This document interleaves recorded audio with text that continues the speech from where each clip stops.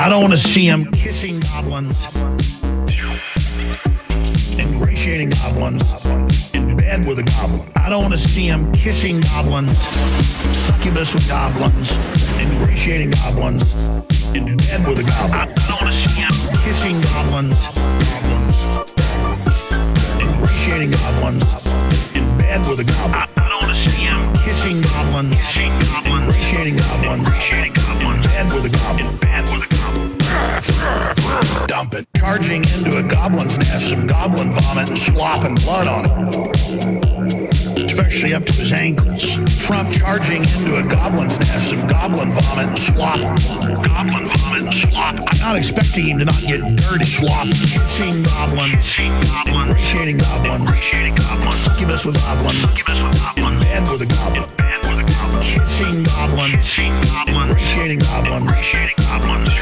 I just want to catch him in bed with a goblin, in bed with a goblin, in bed with a goblin, in bed with a goblin.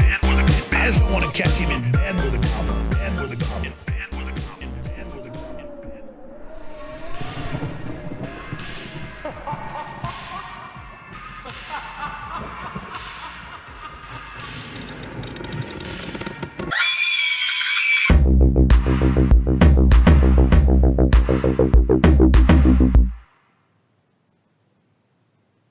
Welcome to the Drunken Peasants podcast. This podcast is made possible by the support of viewers like you. You can support this podcast on Patreon by using the Amazon links in our description section to do your shopping, by signing up for Loot Crate using our official link, or by contributing via Super Chat if you're watching us live. If you have a video or suggestion for the Drunken Peasants, please label it clearly and send it to the Drunken Peasants Facebook inbox. You may also send fan art and pictures of you wearing or sporting our merchandise. Please do not send personal messages, as these will be deleted unread. Thank you for supporting the show. And with all that shit out of the way, here is the Drunken Peasants podcast. Cast.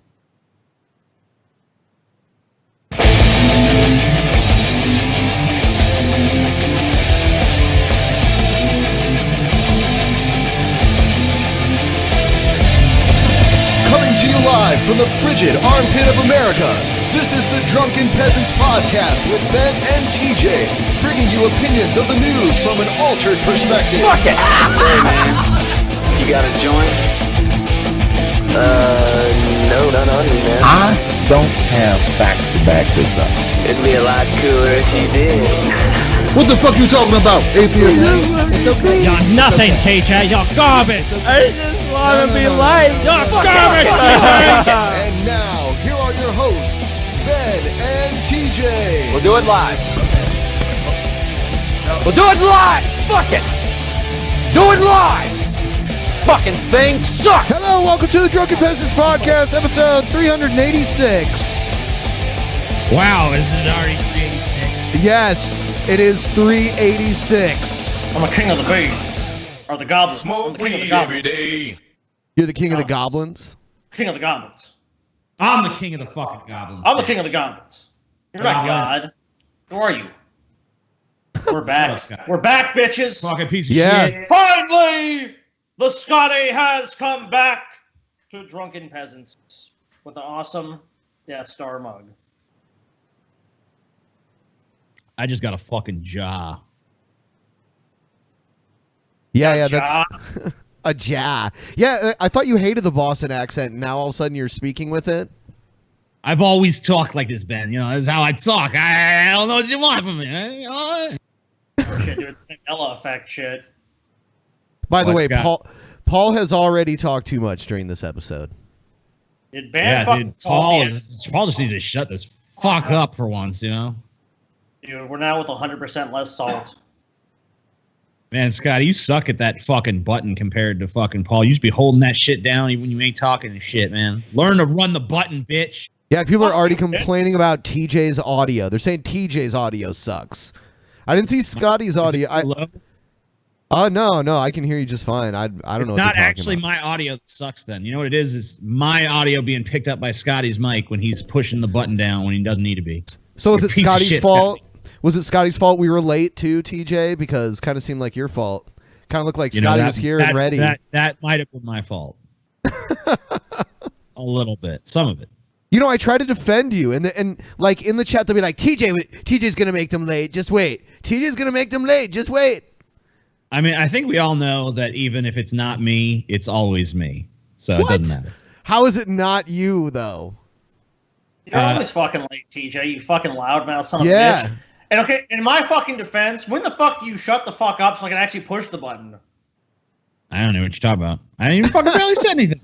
I barely said anything. You fucking been running your goddamn mouth the entire fucking goddamn episode already, TJ. Shut the fuck up and let your betters talk. I agree. Now, one thing I wanted to announce to everyone is that on Vimeo, we have a link in the description where you can get 30% off the new Brett Keane special that we put out about a month ago. Check it out. Get 30% off. 30% fucking off. And that's a lot, guys. That's a lot. That's most coupon of the code Manatee. Yeah, coupon code Manatee. 30% off. Hit that shit. Also, check out the Fantasy Football League. Looks like all the slots fill up every week. So if you want to join that, you should probably act now. He said sluts, dude. Sluts. Oh, yeah. Oh, dude, how many sluts are there? 250 right now. Well, I mean, total. Whoa! Guys and people watching, 250 sluts. Go, do it now. Someone just said they both have shit audio, but it's not that bad. Good to know. Yeah, so like that's about as positive as you're gonna get, you know? I think that's actually the nicest thing a fan has ever said to us on this show. So it's only halfway dog shit. Oh man, kind of a compliment coming from a DP fan. All right, let's see. This is kind of a troll or not a troll, so I put it in under that category. All right, King Kong, the 1933 King Kong secret scene you didn't know about. Let us see. Hi. I'd like to tell you about a secret scene that you don't know about from the 1933 movie King Kong. I believe the producers meant this to be like a private scene. Maybe you'll catch on, maybe you won't. It is, first of all, let me say 1933 had a lot of great movies. There was Alice in Wonderland with its all-star cast, W.C. Fields, Cary Grant, Richard Arlen, and Gary Cooper. And it's wild horror kind of ending. And you had The Invisible Man, Claude Rains. How did they do that in 1933? You might wonder that. That was spectacular. And you had some good musicals. Oh my God, get to 42nd the Street. fucking King Kong shit, bitch. No one cares about 1933. And you had Gold Diggers of 1933 with Ginger Rogers looking absolutely adorable, singing We're in the Money. That's fucking boring, dude. Get to the fucking and point. Also in Pig Latin. And they had Flying Down to Rio with Fred Astaire and Ginger Rogers premiering as a dance couple, which was a spectacularly great movie, I thought. But what they had also was King Kong. Maybe the biggest hit of the year, I don't know. But it was a great, great movie that if you went to see that movie, there was no TV in those days. If I went to see it, I was 10 years old. I would say I might have gone back to see it 30, 40 times. I might have to switch to not a troll because this guy is so fucking boring. It's like, if you made a video this boring and you were trolling, like, the only way I could see he's trolling is if you're just trying to bore the shit out of people watching. TJ, what the fuck are you doing? I keep dropping things. I think my desk is at an angle. I think your head is at an angle. I think your fucking perception of reality is at an angle, CJ. Yeah. Battle. T-Rex keeps asking, why? Huh? Why? Huh? Kind of answering her question, because the huh is kind of a common way to talk. A little satire. So you say not a troll. I don't think TJ even knows because he's clearly not paying attention. Yeah, I'm gonna go with not a troll so far. TJ, do you have any opinion? I don't see how this could be a troll yet. Because he hasn't, I mean, like, unless he's just trying to be, like, trolling with fucking boringness and weird digressions about 1933 that have nothing to do with the topic of the fucking video at hand. For the time. T-Rex slithers her tail like she's a real sexy chick, you know? The battle continues, And the T-Rex asks Fay Ray, "How are you?" before she knocks the tree with Fay Ray down. Kong. So wait, in the original version, the T-Rex talks and shit, and asking Fay Ray how she is and shit. Yeah. Okay. Yeah, I'm gonna say troll. Wow. Not a troll, dude. Repeats, "How are you? How are you? How are you?" a number of times. Kong punches her in the mouth a couple times, then he nuzzles her ear as he's trying to calm her down, and he brings her down onto the ground. But she won't settle down, and Kong kind of shrugs, Kong then jumps on her back and begins to tear her jaws apart while she repeats over and over again to Fay Ray, changing the subject so it's not so embarrassing. "How are you? How are you? How are you?" And then Kong rips her jaws apart. Sorry, wait, what is going on? What? Okay, there's no way this dude believes that this was ever a scene in this movie, unless this is some kind of weird symbolic video and he thinks he's making some kind of weird point with it or something. TJ, this is real common sense with Mark Abrams, okay? Oh, real common sense. Yeah. Okay. Dude, it's not a troll, TJ. Come on. I think it's real common sense that this is a troll. Wrong. Fuck, I hate being the tie-breaking vote. As if to say, I really don't know. Shut the F up. Can't stand her screechy voice anymore. And so, okay, we're going to attempt to show the scene captioned for your Bam, I'm about to show it, TJ. What now, so you bitch? can see for Oh, yourself. God. Okay. Thank you very much. I'm Mark Abrams. Let's see it. Yeah, I'm getting...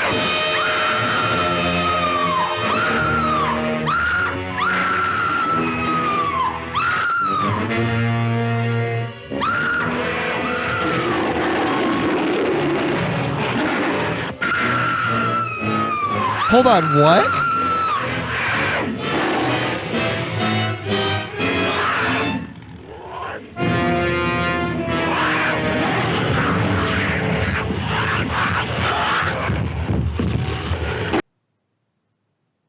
Troll. Not a troll. troll. Yeah. Rigged. Totally rigged. You know, while we're all here, I want to bring up a point. I think TJ owes people an apology for this. And I kind of came to this realization not too long ago. For years, people called TJ a basement-dwelling faggot.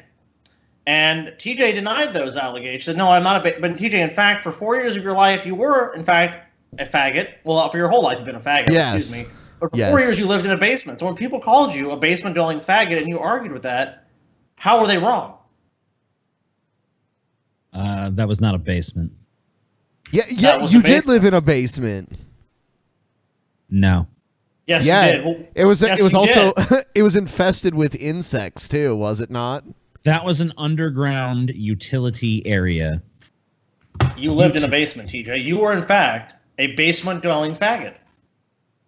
I don't see it that way. Are you not a faggot? I don't agree with the characterization of that room as a basement. It was a basement. But do you deny you're a faggot?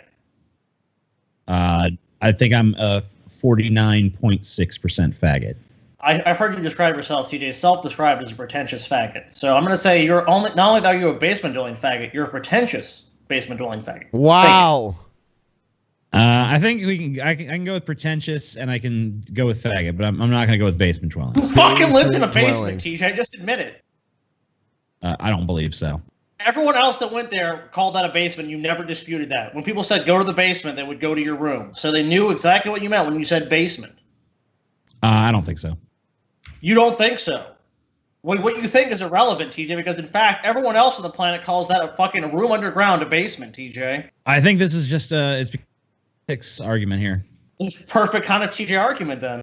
Yeah, it's true. Semantics arguments are your kind of argument, TJ. And it was a basement. It wasn't a utility area. Who keeps the bed and their like dresser and that kind of stuff in a fucking utility area? It was a repurposed underground utility area. That's a total semantics game. It was a fucking basement.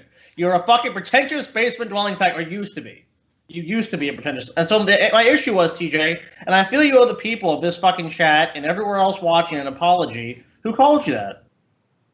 I mean, if you think about it, Scotty, we're actually closer to sea level now than I ever was in that quote-unquote basement. So that's not how a basement's determined, TJ. Yeah, really, if you think about it, all of Louisiana is a basement, Scotty. No, it's not. That makes no sense, TJ. You're talking nonsense now. You, Scotty, are a basement dwelling fact. Let's look up what a basement. I mean, I don't. The dictionary might define basement one way, but really, basement is about a relationship of power between various peoples. A basement or cellar is one or more floors of a building that are either completely or partially below the ground floor. I mean, that's their definition. That's the dictionary definition. Obviously, sometimes dictionary definitions are anachronistic, and I don't think that definition has been updated to reflect the times that we live in now. I'm sorry, TJ Sarkeesian. I can't hear you clearly. What were you saying? I think you heard me just fine, Scotty. I'm sorry, I couldn't hear you over the sound of bullshit. I'm sorry. There's a humming of bullshit in this room. I think you're just jealous of my greatness, Scotty. This is what this really boils down to. I don't think so, TJ. I think that I've schooled you yet again. The people are with me, TJ. The plebs are with me. Everyone knows I speak for the people and saying you're a pretentious basement dwelling faggot. Or used to be. All right. Case closed. So when you burn it down, Anderson, what are you left with? People are discriminating against wolves. They're laughing at us, at our stupidity. TJ, are you with me?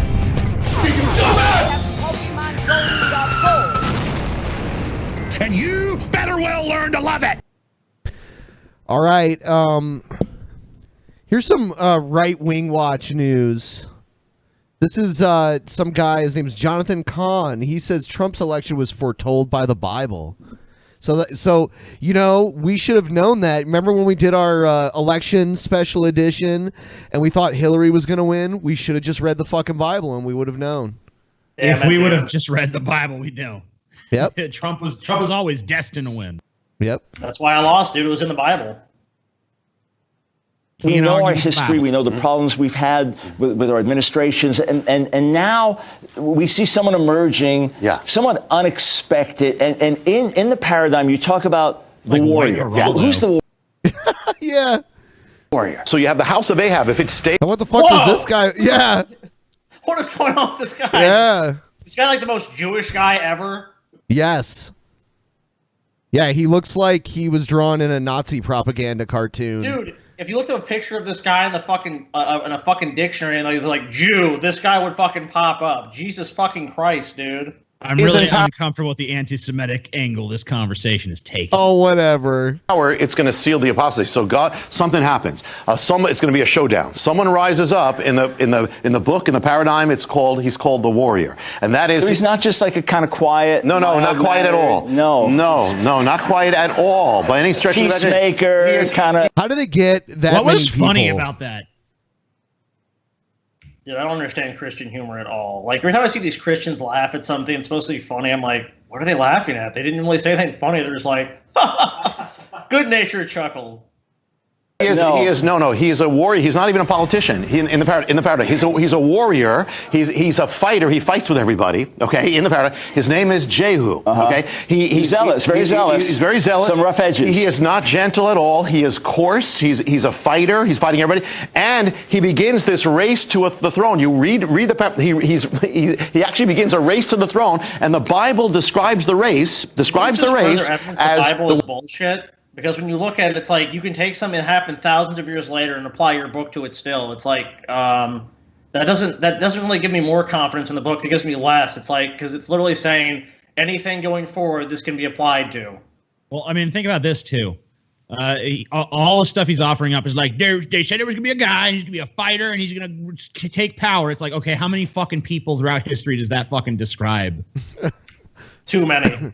Yes. Word is crazy. Said it was crazy. He drives crazy. Yeah. The man drives furiously. It's crazy, but he gets to the throne. Even though it's a crazy race, he gets to the throne. And he has a certain zeal for the things of Yeah, he has Yahweh. the zeal. He's crazy zeal, but he's used by God. I mean, he's the most unlikely person. You can't even the commentaries can't even agree if he's saved or not. But he's being used of God. And so what happens is we can only touch on some things. But he ends up in a showdown against the former queen. So you have the former queen, and you had Hillary. Oh my God. Clinton. You have the warrior. You have Donald Trump. Okay, you have He's a Dude, warrior. What a fucking stretch. I am the warrior. I would never use that word to describe him. Yeah, I mean, look at him. Look right there. Looks like his fucking lips look like a puckered asshole. Is that a warrior to you? Yeah. Yeah, he looks so fucking brutal. Like he could just take out a whole army. I saw this Trump thing the other day, and it was like a montage of all the people like, Donald Trump ain't gonna win. It was made by these MAGA people. Then it was like, then they were showing CNN like Trump, Trump, Trump, Trump, and then the end of the video was like Trump will be elected the 45th president of the United States. And it was like, then it was some black guy just laughing. It was like basically this Trump thing. It was like, ah! And that's how a lot of people see Trump. It's like because it was so unlikely that Trump would win. There's like this big thing of the Trump community, especially these evangelicals, like, we told you. It was in the Bible. We told you. Trump's going to be elected. And did you guys notice they called Hillary the former queen, too? Yeah, when was she ever fucking queen? She's never been president or anything. If Hillary was queen, she would be unelected, and two, she would still be in power. I mean, maybe they're saying because she was Bill was king and she was queen when she was the first lady. Maybe that's what they mean. Yeah, that's what they mean, but that's such a stretch. Yeah, not to mention Donald Trump's president. He's not king. If Trump was king, then everything he said he was going to do in the campaign trail, he already would have done because he just had to pronounce it. So, like, oh, we're building a wall. You can't question the king. I mean, I guess you can, but he'll just cut your head off or execute you. So you don't challenge dictators. And so now here's the thing, Michael. Here's what I said. I said if you knew the paradigm before these things, and if I knew the paradigm, I didn't even know. If we knew it, you could have actually foretold all this. All the polls were saying Hillary Clinton, Hillary Clinton, Hillary Clinton. The paradigm was saying no. And there were prophetic words about Donald Trump being like a... But the paradigm said no. Paradigm. Why don't you just say the Bible said no? I mean, it was a close election in some ways because Hillary did win the popular vote. So, I mean, in some ways, the polls did hold water. It was just, the way the places the voting happened at is what determined it. Yeah, I mean, another thing is that a lot of people, especially on the Democrat side, the left side, just got overconfident in these polls because, look, plenty of this shit was well within the margin of error. It was a tight race, and yet all these liberal media outlets were like, sure thing, she's got it locked down. It's like, why would you even say that? Because all that does is get a lot of your base to stay home and say, she's got it anyway. Don't matter what I do. Well, the crazy thing was how the LA Times, and I read it. I kept reading the LA Times saying it's even, or it's looking like Trump's going to win. And I was like, well, that's like the fucking outlier, man. And then Trump wins, and I was like, well, I guess they really knew something with their methodology and formulation that other people didn't, because everyone else was like 99% chance Hillary's going to win, 80% chance Hillary's going to win, and Hillary's up by 15 points. It's over. It's over. It's over. And I mean, I know better than most people because I bet $1,000 fucking on that shit. Yeah. Like the 438, or is that what the Nate Silver one's called? That's the one. 538. 538. Yeah, that's the one I put the most stock in. And he never had Hillary winning by a huge margin. Like Trump was around 40% chance usually on there. And that's why I knew that I had a pretty safe bet. I mean, not a totally safe bet, but at least a reasonable chance of winning that bet about Trump winning. I could tell that, like, when the grabber by the pussy shit happened, you thought you were going to lose. Yeah, because any other fucking politician running for office probably would have lost at that point. Yeah, it's true. You know what? The next story I have here is probably the biggest story we've ever covered on the Drunken Peasants. I mean, like... It's going to be huge. Talking about big stories. This is the Juggalos March on Washington. Yeah, motherfucker. Oh, yeah. Juggalo time. Finally, we have real civil rights here in America. This is our day on our year. If the government still gets away with this, then what the fuck happens to us Hold next? up 1 second, dude. Violent J? Was that Violent J? No, I don't think so. Oh, dude, Violent J's skinny now. Is it Violent J the fat one, or used to be the fat one? Violent J used to be fat as fuck, but he looked like he was pretty skinny if that was him there, and that looked like Shaggy standing next to him, so I'm pretty sure it was. He's skinny now? He's skinny. Happens to everybody next. This is about freedom. It's about freedom. Yeah, of I think so, persecution, actually. freedom of profiling. Freedom to be who you want to be. The district will be hosting a number of protests on and around the National Mall this weekend. We started off this morning, loaded the van up, headed up here. Oh my God. The Juggalos are marching on Washington, D.C. The FBI has decided that we're a gang. We're exercising our First Amendment. Yeah, I mean, I have heard that they've been classified as a gang before, so. Yeah, that happened a few years back, and they've tried to fight it, and they've lost, and now they're basically, the reason they've taken to Washington is basically say, like, we're not a fucking gang, you know, these are people who like this music, and are there Juggalos who go and start shit and fucking seen it, so I know there are, but they're not a fucking gang. They're not, you know, if it came down to like Crips and Bloods versus Juggalos, Juggalos are not gonna fucking be a threat. Dude, I'm just imagining how much fucking Faygo sales skyrocketed in Washington, D.C. Yeah, you know what? Like, seriously, when I think Juggalo, I usually think like trailer trash kind of people, usually. Like, honestly, every fucking Juggalo I've ever met, anyone who's been a hardcore Juggalo has always been super nice. Like, they've always been cool. Yeah, true. I've never met someone who was a Juggalo who was a dick. You know, they're pretty ridiculous usually. They're usually not too bright. They usually got a bunch of fucking terrible fucking prison tattoo looking level tattoos. But they've always been nice people. Everyone I've ever fucking met has been a nice person. Remember the Juggalo wedding we watched on the show? I forget what episode it was, but that was like, what the fuck? But I mean, hey, they're entitled to have their fucking march on Washington too. Why not? Do it. Knock yourselves out. Let's see. Upbringing, but it helped me stick out, but it helped me find myself. They're staying at my house, he's at my house, she's at my house, she's at my house. I've got 15 people there right now. I've driven countless people to and from the airport to their hotels. We're not gangbanging freaks, we're just people, you know? But we're a family. Then from 2 o'clock to 10 o'clock at night, that's the Juggalos March. That'll kick off down at the Lincoln Memorial. Over here at the Lincoln Memorial, you're going to see tourists and school groups and families taking pictures, and over here you're going to see where the Juggalos have started to assemble. And everybody over here isn't quite sure what to make of what's happening over here. So the thing about following Posse is you go to lots of weird shit towns. So it's very weird to be not only in a city, but in one of the most important cities in the world, in a place that is sacred to American democracy. That's why you're here right now. You're in the crowd to be proud. You're the ones demanding no discrimination. For hours and listen to. This would be a whole lot better if you won't get robbed for your cheddar. Dude, not since fucking Martin Luther King's famous "I Have a Dream" speech has there been a speech of such power as what Shaggy 2 Dope just said just now. Yep. Man.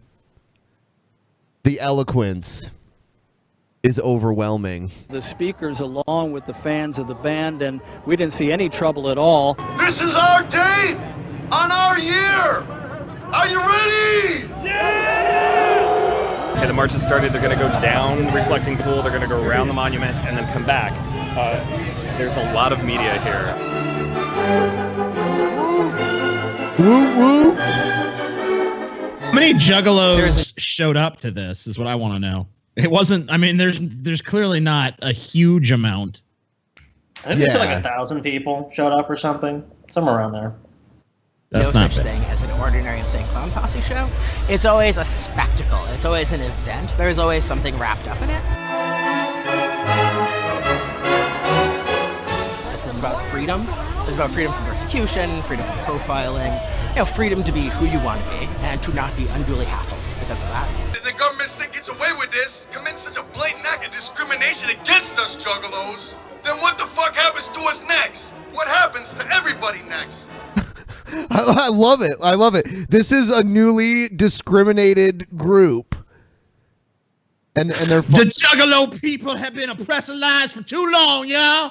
You wouldn't believe if they go come against the, you know what they said, man, back in the Holocaust and shit, when they came for the Juggalos, I didn't speak up because I wasn't no Juggalo, but then they come for other people too. So you gotta watch out, man. We gotta fucking say, you shall not pass all Gandalf and shit here, motherfucker. You know what I'm saying? You never know. Today was a day where Insane Clown Posse evolved. They kind of went from being one thing to being another thing. I think the challenge. Who the fuck is this guy, and why do his opinions matter? I'm assuming that this is just the most intelligent person that showed up, and so they be the voice of whatever the fuck is going on. Well, they said this guy said they said he's a writer, so I'm assuming he's just covering the event. Yeah, this is the one literate Juggalo. Was to show the world that Juggalos are good people, that Juggalos are law-abiding people, that Juggalos love each other, and are a positive force. Why are Juggalos people now? These people, they're a group. The Juggalo group, it's like they're loosely affiliated by obsessive interest in a fucking trap group that peaked about 10 years ago or 15 years ago. They are now a race, Scotty. They have become a race. Do not insult the Juggalo race. Are they Juggalo Ken? Yes. And I think that's been illustrated here. Love always wins every time, and we're marching for love. Juggalo family Faygo, not love. fascism. The thing about the Juggalo world is it's Faygo, so not fascism. kind of ramshackle, and yet there's this miraculous sense that it all kind of comes together in the end. And I'm looking at the Washington Monument, you know, in the National Mall, and the feeling that I have right now, you know, that's again, it's like a high. It's like a definite high. It is. Okay, buddy, calm down. Put your dick back in your pants already. Fuck, it's just some Juggalos. And then they did a show. I mean, that's cool. So that's how they really got people to show up. No one really gave a fuck about the speech. It was all like, hey, it's free ICP concert, so they got the hardcore fans all show up and see a show. Well, whatever. Cool. This is Massive Chicken Don. Massive Chicken Don pops up next to White House.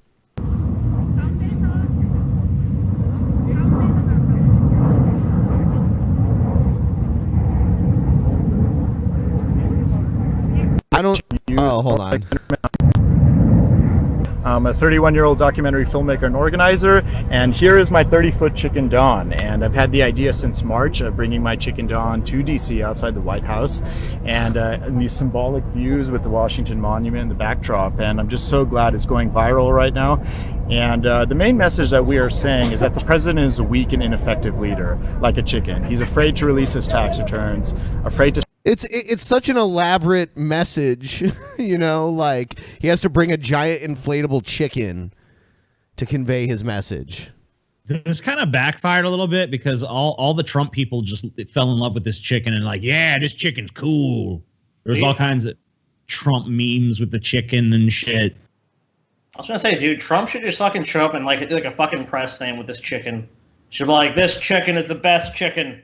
Just like me, it's huge. And we're going to cut spending and watch this guy be like, no, you're a chicken. I'm not a chicken, sir. You're a chicken.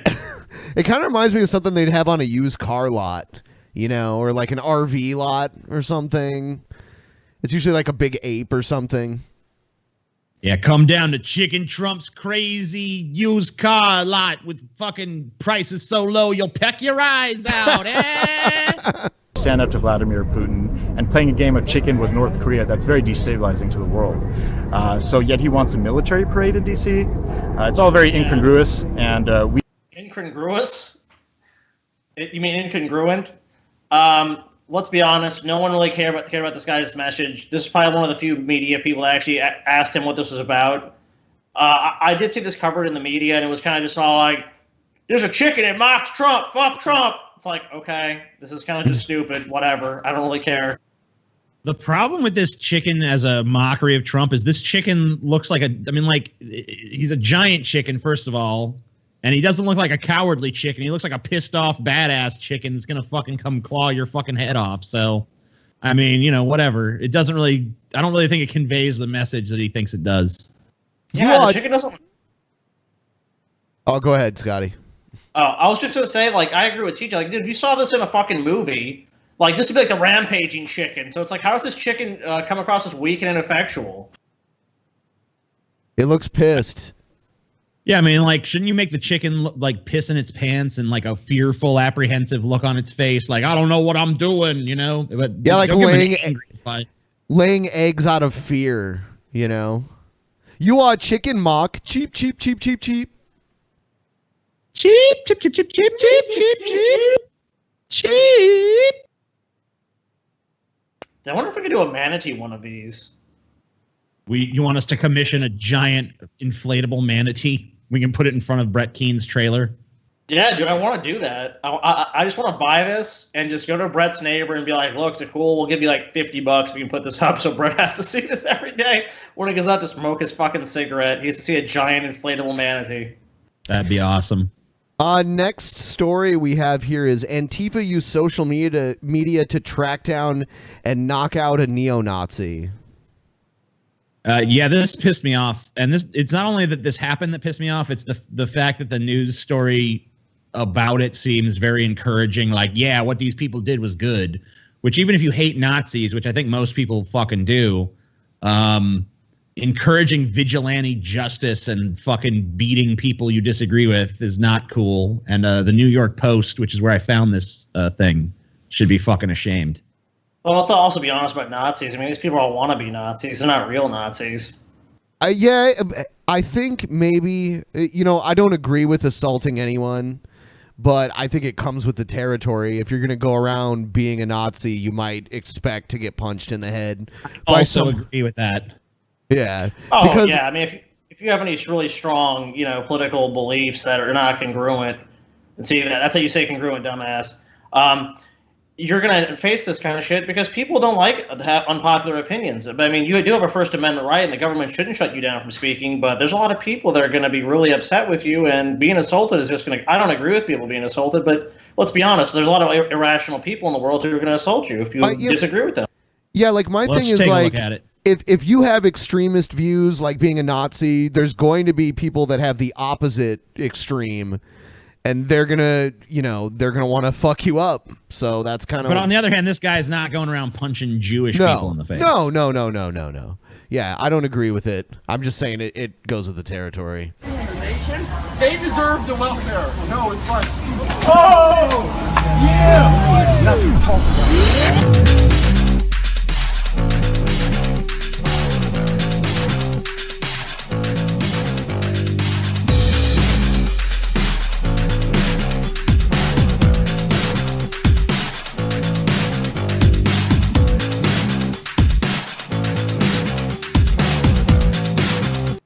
Oh wow! So this was in Seattle.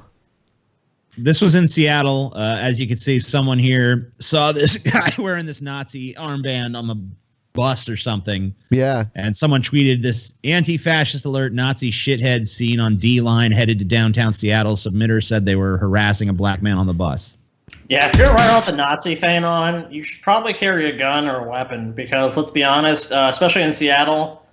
Someone's going to do some shit to you because there's a lot of really, really Antifa, fucking anti-Nazi people in this area, in the Seattle area, and you will get fucked up.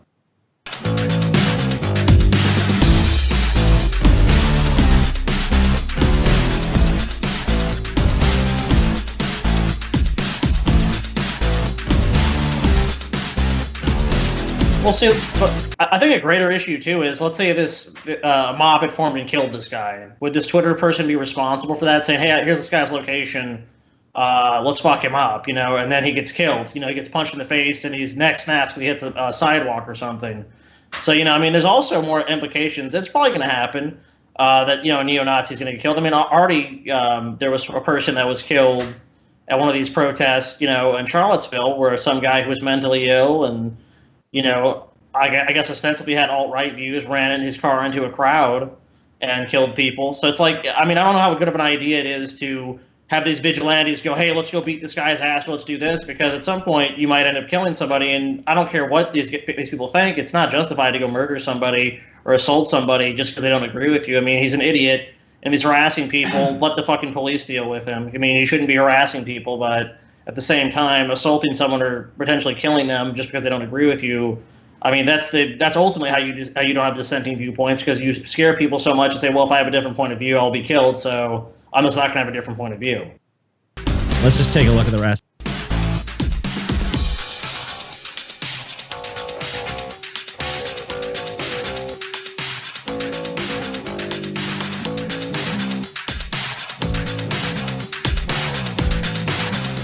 No. Downtown Seattle right now. Man walking around with red squats on man yelling past 5. What the fuck? Not normal. At real Donald Trump. On you, dude. What? I don't think Okay. It's on Trump. Make the guy go around with a Nazi armband.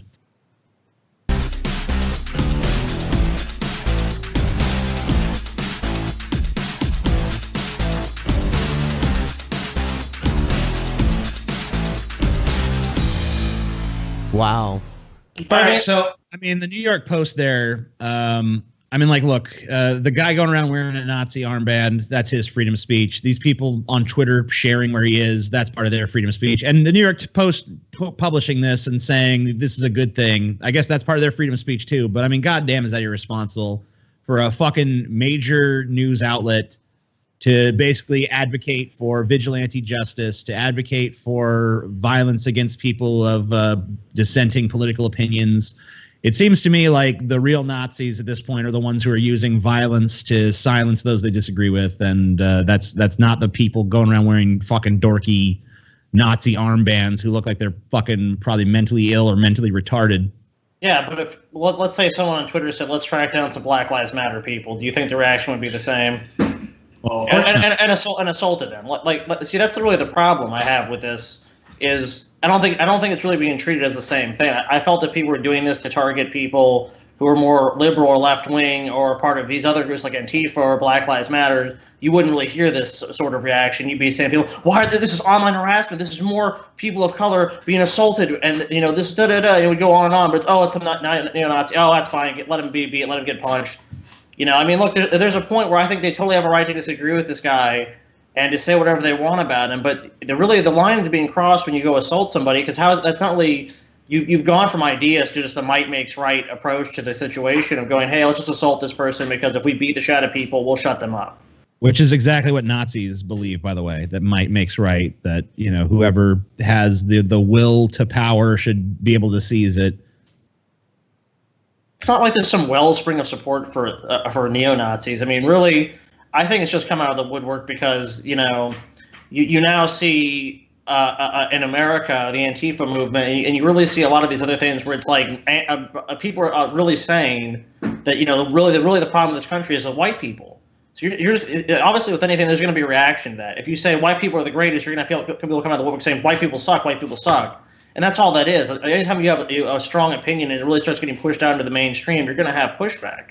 That's all. I mean, you've always seen that throughout history. You're always going to have opposing sides and opposing viewpoints. So I don't really understand the idea you're ever going to crush viewpoints. I mean, even under Nazi Germany, even under dictatorships, there's people that actively fight against them, even if they face death. So there's always going to be dissenting views.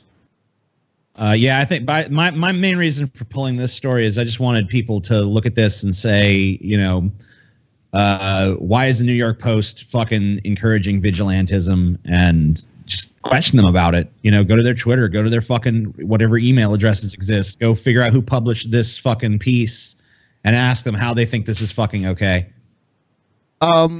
Before we move on, I want to request that everybody double check. If you want to be subscribed to DP, go look and make sure that you're subscribed to us, because YouTube thinks that they know what you want to be subscribed to better than you do. So double check that. And then also like and share the stream, because we have to depend on you guys to share when we're live, because YouTube doesn't notify anybody when we're live anymore. Good times. Thanks, YouTube. Thanks, YouTube. You just make everything so easy. Yeah, I don't know. Fuck YouTube. All right. You know what? Speaking of fuck YouTube, now's the time for us to go ahead and take a break for Streamlabs. This is our first Streamlabs break of the night. I'll pull up the timer, and you guys can go ahead and send in your questions and comments. If something gets filtered out, I'll just read it out loud. And let's make sure someone says TJ's a basement dwelling faggot. I'm just throwing it out there. Nope. Yep. Yeah, see, there's people right now realizing that they weren't subscribed. I see them in the chat right now. So. Well, of course, because YouTube. Look, I get probably at least 3 or 4 messages a week, even now when I haven't really been actively uploading to my channel because I've been working on my studio. People write me all the time and say, "Look, I've been unsubscribed, or I'm subscribed, but YouTube never notifies me when you put videos up." It's just total bullshit. Situation. Welcome back, Kirks. Thank you. Oh, you know what? You know what else I noticed? Getting I'll like one of our videos, and then my like will get taken away. I've seen that happen. What? That's fucking insane. I mean, like, YouTube is just coming up with every way possible that it can fuck with us. Scam situation. Fractured my elbow skateboarding. Doc says I can't drink or smoke, but at least I can give my favorite scammers some money. Hashtag Fago, not fascism. Hashtag assault Paul. Wow. I will assault Paul later for your $5. Thank you. Oh, by the way, Scotty, the $10 one's still reading aloud. We just can't hear it from where we are. Scam situation. On a scale from 1 to 420, how would you rate perfectly legal tobacco in Louisiana? Well, for me, it's been fine. From between 1 and 420, I'd say 372. That's such a huge scale.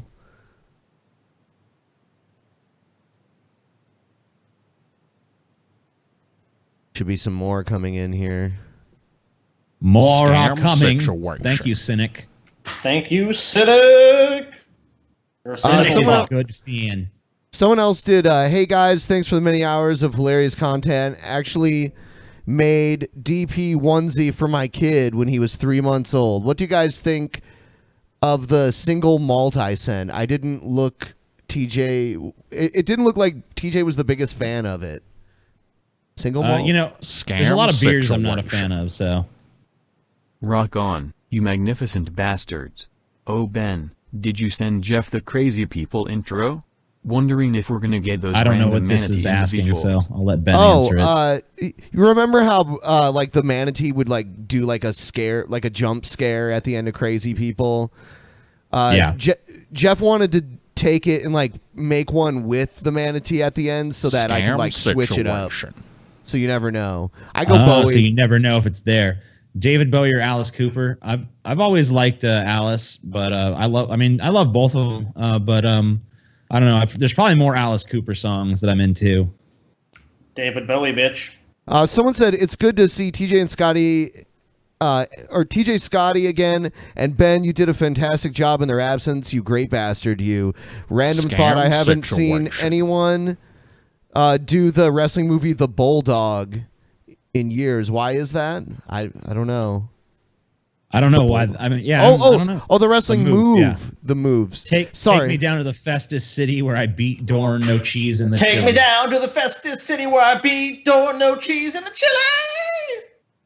Wow. The most tone deaf person in existence, everybody. Scam situation. Oh my God, it's Jar Jar. Misa uncle was saved on 9/11 because his alarm didn't go off, but the third plane would have been overkill anyway. Hashtag the forced meme awakens. You know, they probably don't, to answer that other person's question, they probably don't do the Bulldog because it involves like someone's head hitting the ground. And Yeah, a lot of moves that have been retired for safety reasons. By the way, Scam Bobby situation. Notice Admiral Murphy, and your documentary series is awesome, by the way. Yeah, Bobby Heenan died. That's true. Yeah, Bobby fucking Heenan died. He was one of the best ever at what he did. I'll say hashtag TJ not Jar Jar. TJ not Jar Jar, dude. But Jar Jar is going to live on the space station with you. That's so predictable.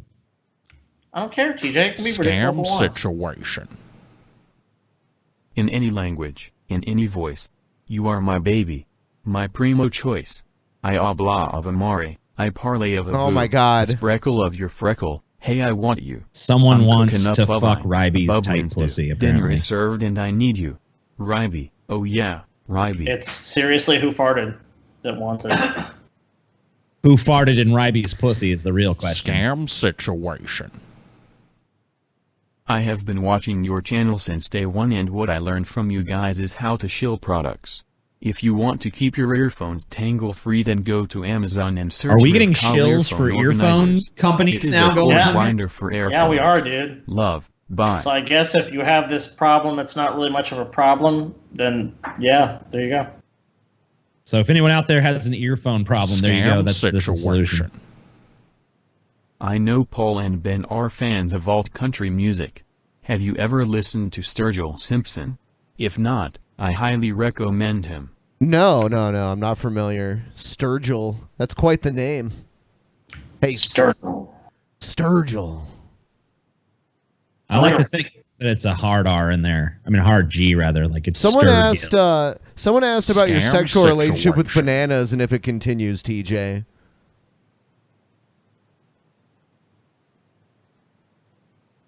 What? She's gonna show you something special.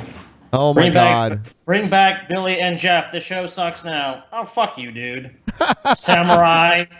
I like Billy and Jeff, don't get me wrong, but the show doesn't suck now. You can suck my wang, though, if you'd like. Scam situation. Large Marge. Thank you, Large Marge. Large and in charge. It's Marge.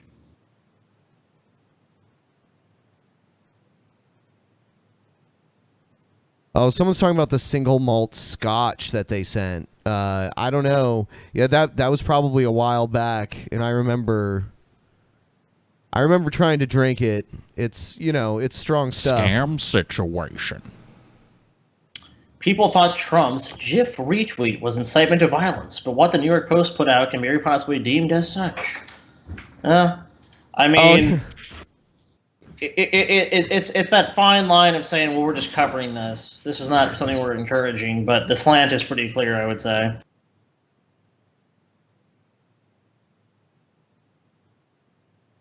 Scam situation.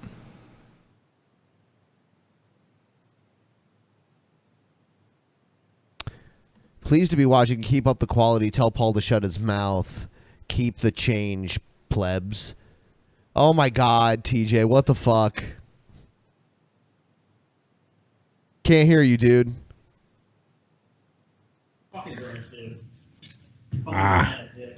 Scam situation. Banana Dick is coming to your town. 2 minutes. I'll sign this. On. I will sign this and auction it off. Just raise money. Sign it right fucking now. I don't have a pen, but as soon as I get a pen, I'll sign this banana and I'll auction it off to the highest bidder and give the money to the charity of myself.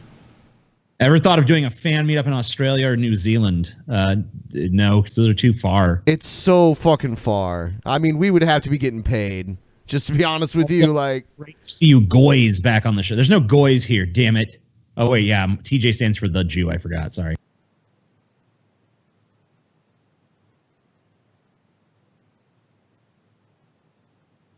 Scam situation.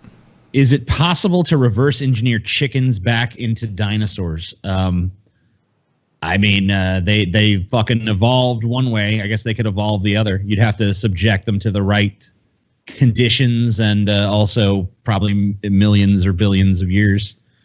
I guess millions would probably be sufficient.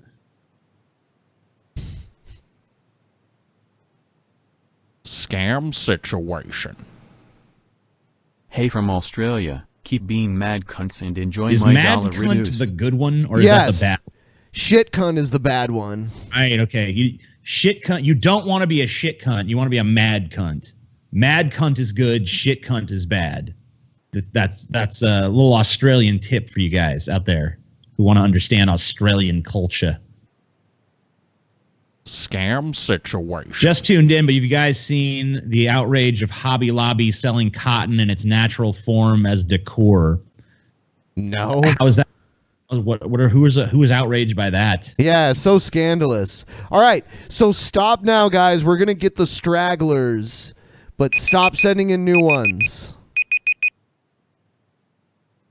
We got enough time. We'll fucking let a few stragglers come in. Scam. Yeah, because there's a queue right now of them. I wish see them all instead lined of up. assaulting fascists, Antifa would just mildly inconvenience them. I agree with that. You know, mild inconvenience is, you know, those add up over time. You know, maybe just cut a Nazi in line rather than punch them in the face. Dude, maybe if like let's say the Nazi was trying to buy like a fucking cheeseburger or something. If people just kept cutting them, they'd never be able to buy it. Scam. And then they'd be fucking really mildly inconvenienced and hungry. Hello fellow semi-enlightened apes living on a blue rock spinning around a huge hydrogen explosion located on the outer edges of a tiny galaxy Homo sapiens called the Milky Way, which in itself is located in infinite space. Paul is a What is this? I'm supposed to sign it with this? Oh my god. Scam situation.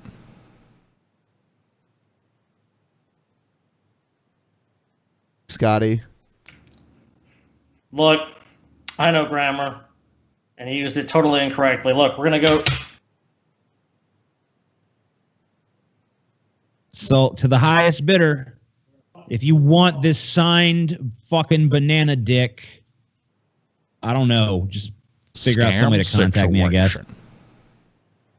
I saw the virgin's cunt spawning forth the snake. I witnessed tribes of Judah reduced to ruin. I watched Disciples 12, dissolved by flame, looked down on Son of God. Google has confirmed I'm correct. The person in the chat is totally wrong. The super chat is wrong. I'm right. Thank you. Scotty's always right. That's the fucking general rule of life. Scam situation.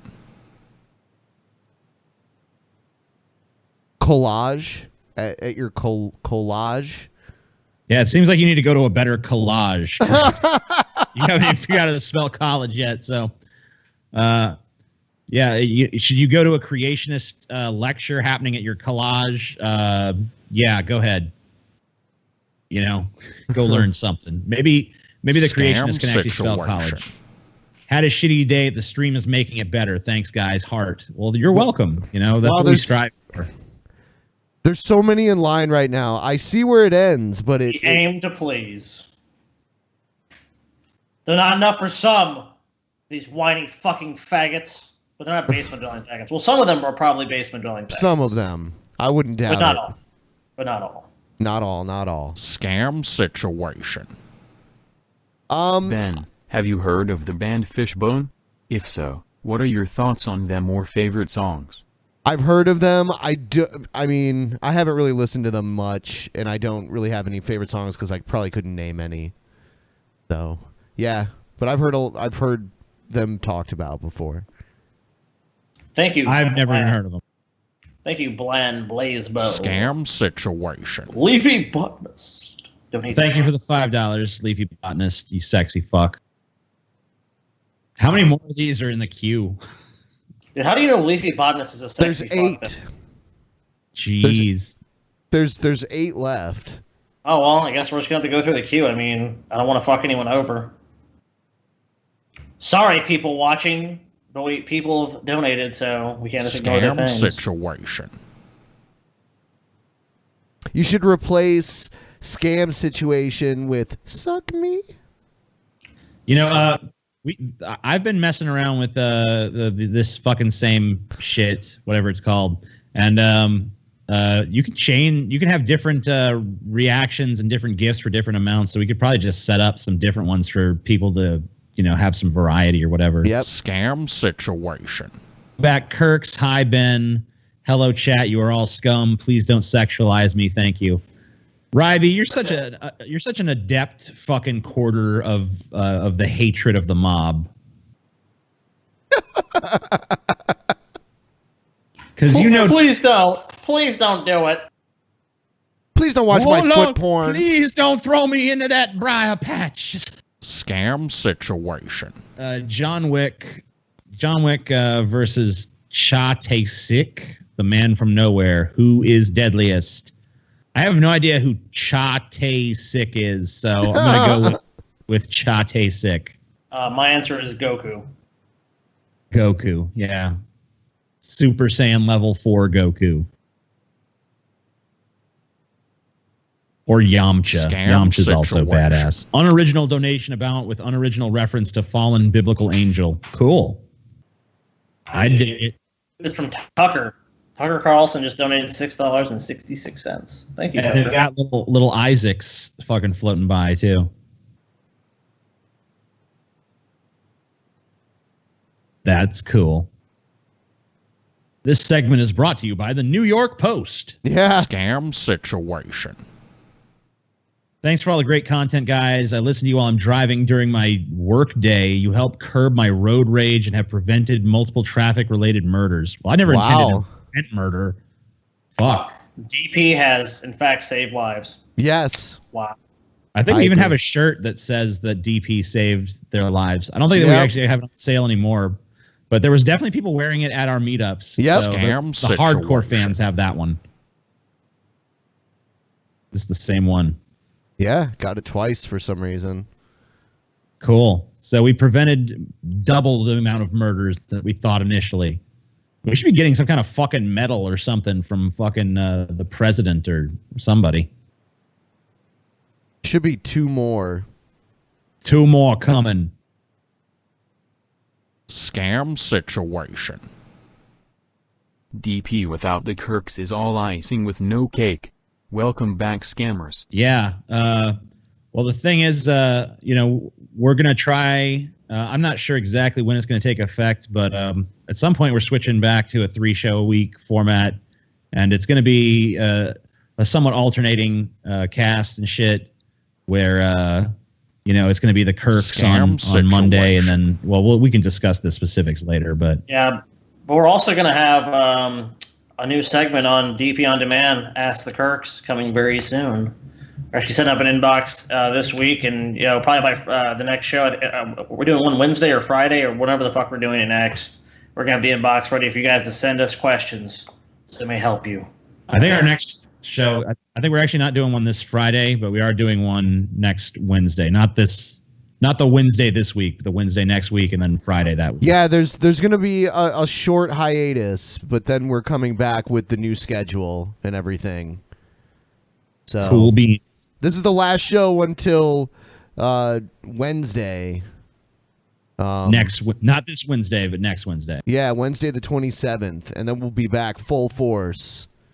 Full motherfucking force, bitch. Yeah. Well, that's cool because by then we can probably just put out a video and you guys could send us your questions. Oh, by the way, if you're a patron of Drunken Peasants, your Patreon, either it has been updated or will be soon about forthcoming scheduled events. Yes. Yeah, that will be coming shortly. And new stuff will be coming to DP On Demand soon as well. Some new older private shows. Yeah, and also some new original DP On Demand shows that are going to be happening soon. Next show that we're on, we should definitely have an announcement about me and Scotty's new show. In fact, we might even have an announcement before the next show happens. It might just go up as a standalone video on this channel. Also the commentary shit. Yeah, the commentary is happening soon as well. I think all those have come in. So yeah. Here's a news story: teen takes credit for red it balloons tied to sewer grates. New at noon, a girl and her friends came forward admitting to pulling a prank associated with the upcoming It movie. The Litz Police Department posted these pictures on Facebook earlier this week. They found red balloons tied to sewer grates around town. A red balloon is the calling card of Pennywise, the sewer-dwelling clown in Stephen King's novel-turned-movie. The sewer-dwelling clown! God, how can newscasters take all of the gravitas out of that dude? It's like they have to word it like they're talking to retards. So they just assume that, the most retarded people are the people who watch their show. So how is it a legal matter to tie balloons to sewer grates? That's not a public nuisance in any way, shape, or form. I don't see how there's any sort of legal. I mean, maybe pollution. Were people worried that Pennywise was actually going to be real and drag their child down to the sewer? Yeah, you know what? It's almost like a bomb threat, guys. They led everyone to believe that, Pennywise was in their town, just like if they had called and called in a fake bomb threat to a school or something. Well, me and Gigi always talk about how when they were promoting, what was it, the Aqua Teen Hunger Force movie, they put up these things in Boston, and people thought they were like bombs. It's like, I don't know what it is, but the general public is just filled with fucking idiots that when they see something they don't know, they assume it's dangerous. It's like, this bad. What the hell is this balloon doing here? Some kind of gang shit? What's going on in my small town? Just don't. Their friends were just trying to scare their friends and had no idea the prank would get so much attention. The girl says they will meet with the police department, but they are not being punished. Nor should they be. But why? What's the fucking point? If they've already said, oh, well, we didn't mean to cause a hubbub, and they understand that they don't want to. I mean, why did this cause a fucking hubbub anyway?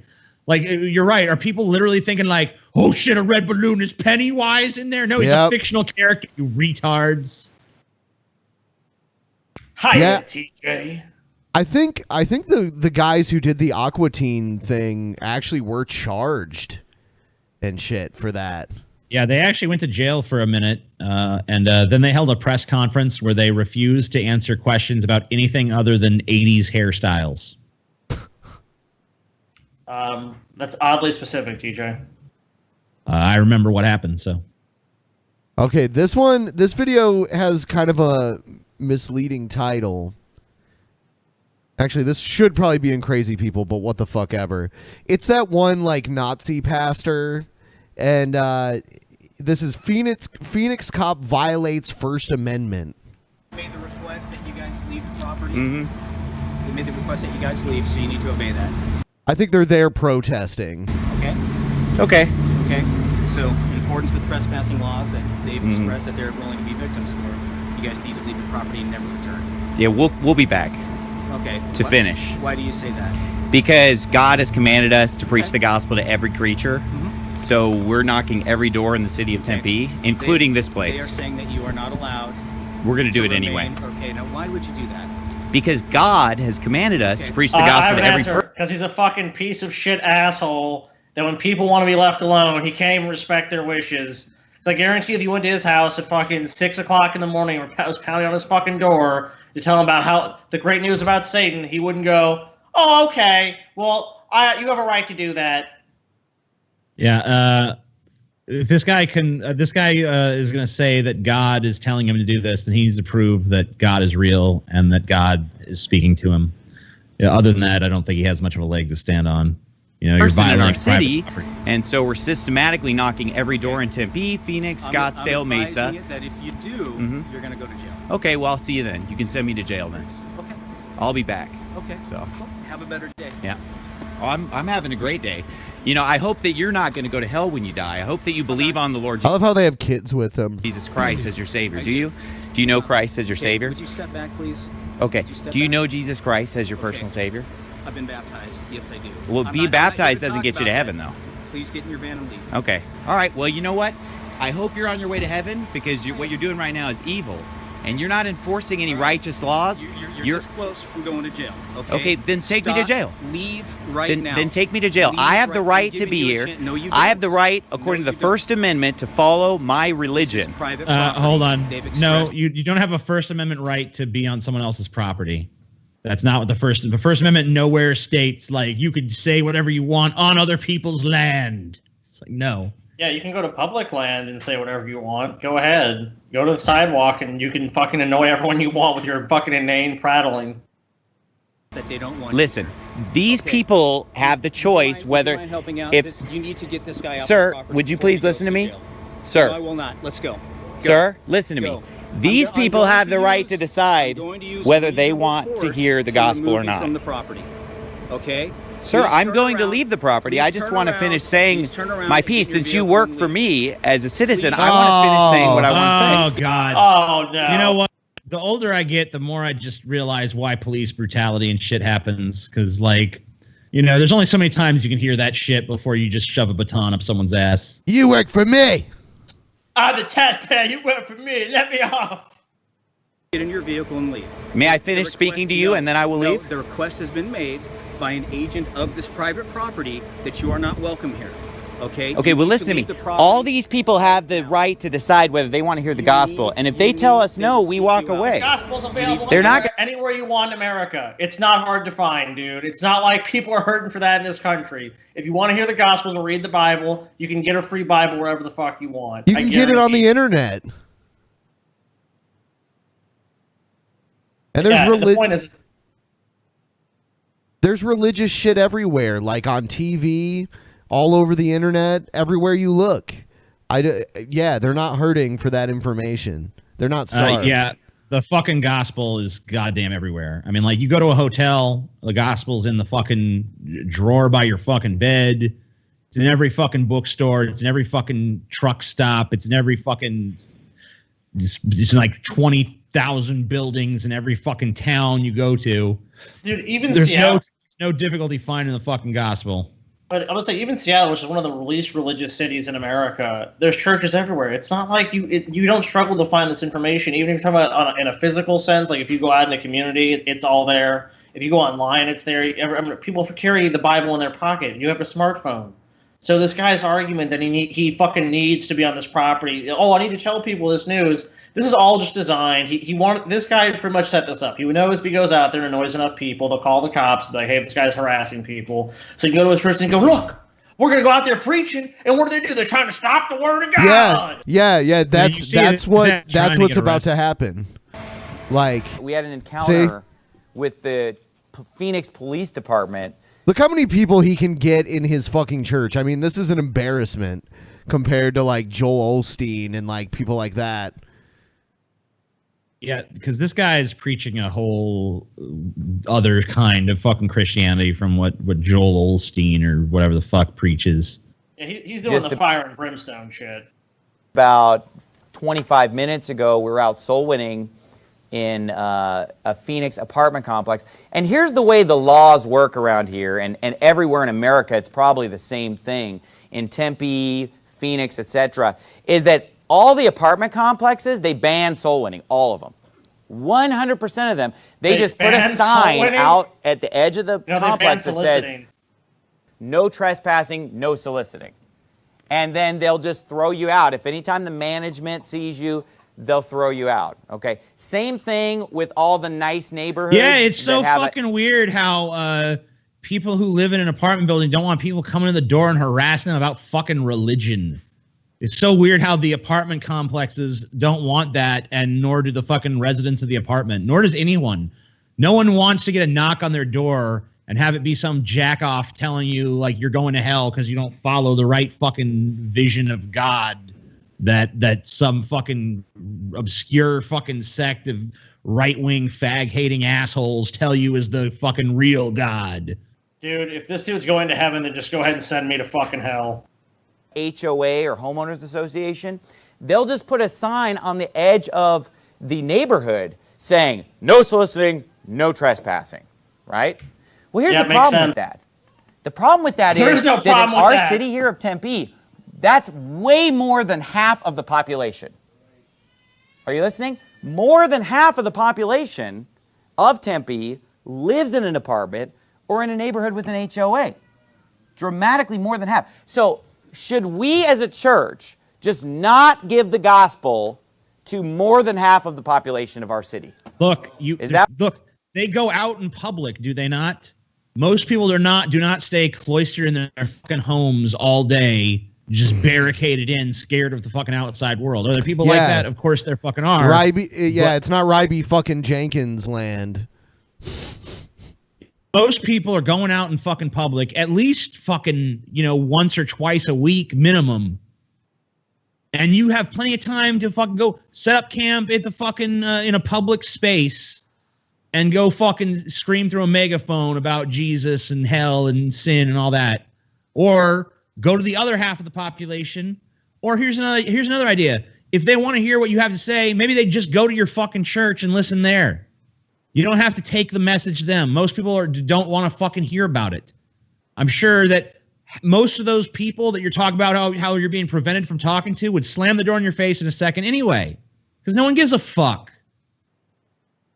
What we should do, well, I know Christ told us to preach the gospel to every creature, but I mean, the law's the law. So let's just let. Well, why don't you go fucking tell it to the squirrels in the park then, asshole? If you told you to tell it to every creature.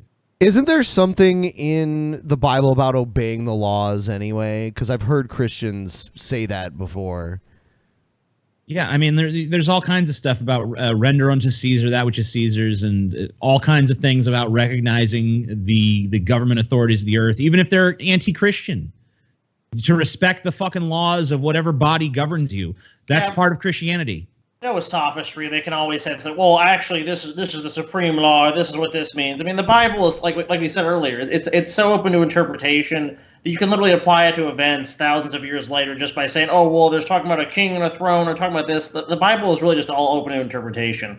Like this guy's interpretation of Christianity is despicable to someone who's more like an Episcopalian or a liberal Christian. Let half of our town go to hell. No. We need to go in there and preach the gospel anyway. That's what we've been doing for the last 11 years. That's what we're going to continue to do. Tempe has some ordinance that you're not even allowed to do so. He sounds so gay. It's amazing that he's so anti-gay because, damn, maybe that's why. Maybe he got made fun of for being gay when he was younger, and that's why he has such a hatred.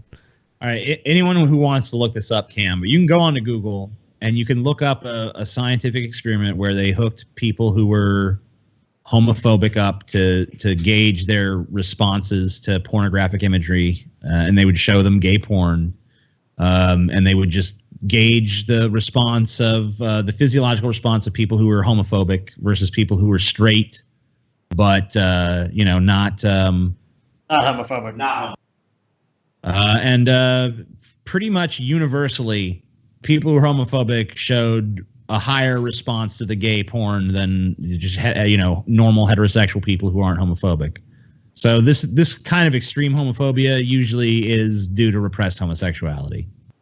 Winning within the city limits of Tempe, and we've been doing it for 11 and a half years, and we're going to keep on doing it, and we're not going to stop. And and people, they get upset about that sometimes. Say, "Oh, I have to wonder what the psychological profile is like of the people in his congregation here." I would say probably people that are just desperately searching for some sort of answers to life.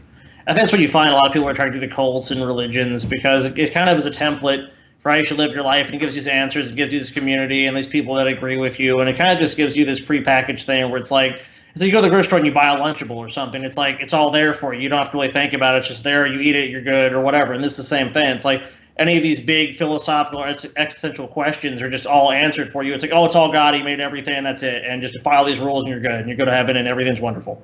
With a super anti-gay church like this, too, I'm sure there's a lot of people who are gay who are in denial, and they think that going to a church like this is the way to beat that part of them down and repress it even further and make sure that that doesn't come out. That's why you see a disproportionate amount of people, gay dudes attracted to being priests.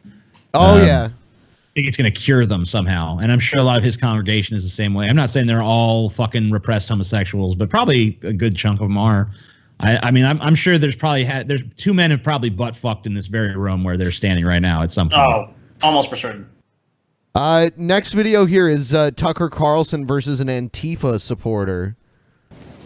Well, America is plagued by the specter of fascist violence, and in an ironic. Carlson is really good at finding people to bring on his show to make him look good.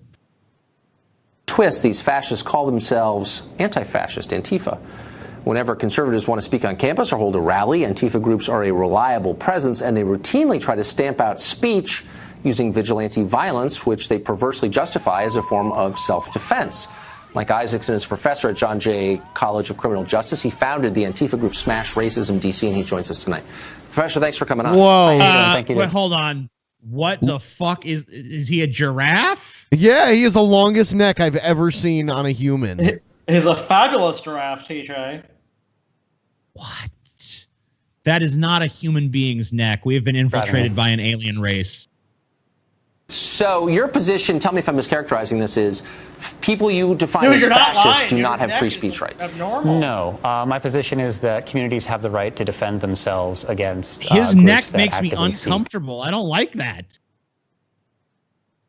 It really is like I've never seen a neck like that before. His neck is like, just look, here's my neck. Let's see your neck, TJ. Yeah, you got a short fucking neck, dude. Ben, you have a normal looking neck. Tucker has a normal looking neck. This dude's neck, he is a fucking giraffe. I mean, you could fit a whole other of his face on his fucking neck. Yeah. Defend themselves against violence or defend themselves against violence. I mean, we were talking about no, but physical violence. So if I say, for example, we're talking about a history, a group that has a history of enacting hate crimes. Yeah, no, we're not. Are we going to pretend like we're suddenly in this ahistorical world where Dylan Roof or Wade Michael Page doesn't exist, where Anders Breivik doesn't exist? Are you kidding me? No. Are you really a professor, by the way? What? So here's the question, though: is it past statements that have espoused violence, or is it acts of violence? It's so both. could you hold on, let me just finish my question. Could you? Two of those examples, you guys with batons would have done nothing because Anders Breivik had assault weapons that he illegally purchased. Dylan Roof had a gun. I hate to break it to you, but if someone pulls out a gun and starts shooting at you, there's not much you can really do about it. He really, really, really looks like a giraffe right now with the face that he's making. Like, he is a giraffe. He is a fucking giraffe. Dude, this guy has to be part giraffe. He's the first. You know what must have happened? He must have been like a failed experiment where someone wanted to splice a giraffe, like the giraffe genome and the human genome, and this is the product we got. The Adam's apple that he has looks like that shit from the Frighteners where the ghost is trying to push its way through the fucking wall, and I can't pay attention to a single word he's saying because I can't even fucking fathom this person's anatomy. I mean, I'm pretty fucking scared right now. You commit violence against me if you thought that I had a history of saying things that you imagined were violent. I would never commit violence against you. I actually, when I was younger, I was a libertarian, and I actually looked up to you when you were a libertarian. Okay, but let's take me out of this. Okay. Let's just, I want to know, like, the concept of self-defense is a legal concept, but it's also got, like, a long history and tradition in common law. So the idea is if I'm hitting you, if I strike you physically, if I physically commit violence against you, you have a right to commit violence back in order to protect yourself or your property. Sure. But you're seeming to say that anybody who has espoused ideas that have at some point in history led to violence can be the subject of violence from you. You're not saying that. No, I'm not saying that. What I'm saying is that I believe it is the right for communities to get together to assess what is a threat to them and to defend themselves against that threat. So give me an example. Okay, you basically sound like the fucking KKK at that point. Look, man, us communities got a right to say, yeah, man, we don't need them fucking spooks around here. You know what I'm saying? Well, gotta run them off. Gotta go put a fucking burning cross on their lawn, run them out of town. Because look, we as a community have decided that in this instance, using violence to oppress those we don't like is good. Well, that's why we have codified laws to begin with, because before you had codified laws, the law could be anything. And you could say, well, this is a threat to us, so we need to take this action. That's too ambiguous and that's too vague. If someone is attacking you, then you have a right to defend yourself. You can't preemptively say, well, this idea could lead to something else, so therefore we have to take this action. And that's just a slippery slope argument, saying, oh, well, something bad could happen, so we have to take this action to prevent it from happening when something actually hasn't in fact occurred is bullshit. Public figure in America right now could be shut down, could have his free speech rights taken away, and could be the subject of violence under the standards you're describing.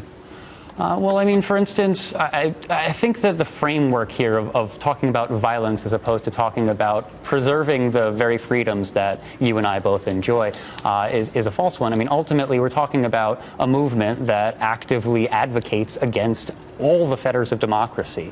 I mean, we're talking about Richard Spencer, who publishes on altright.com, publishes an article on July 28th by a man named Vincent Law. What is his political support, though? I mean, he really doesn't have any. I mean, if you argue that Donald Trump is his representation, Donald Trump was elected through a democratic process. I mean, you can disagree with how that process came to be, and you can disagree with the Electoral College, which I actually personally do. But I don't think that Donald Trump is Richard Spencer or the neo-Nazi representative. where the headline was, "To protect free speech, get rid of democracy."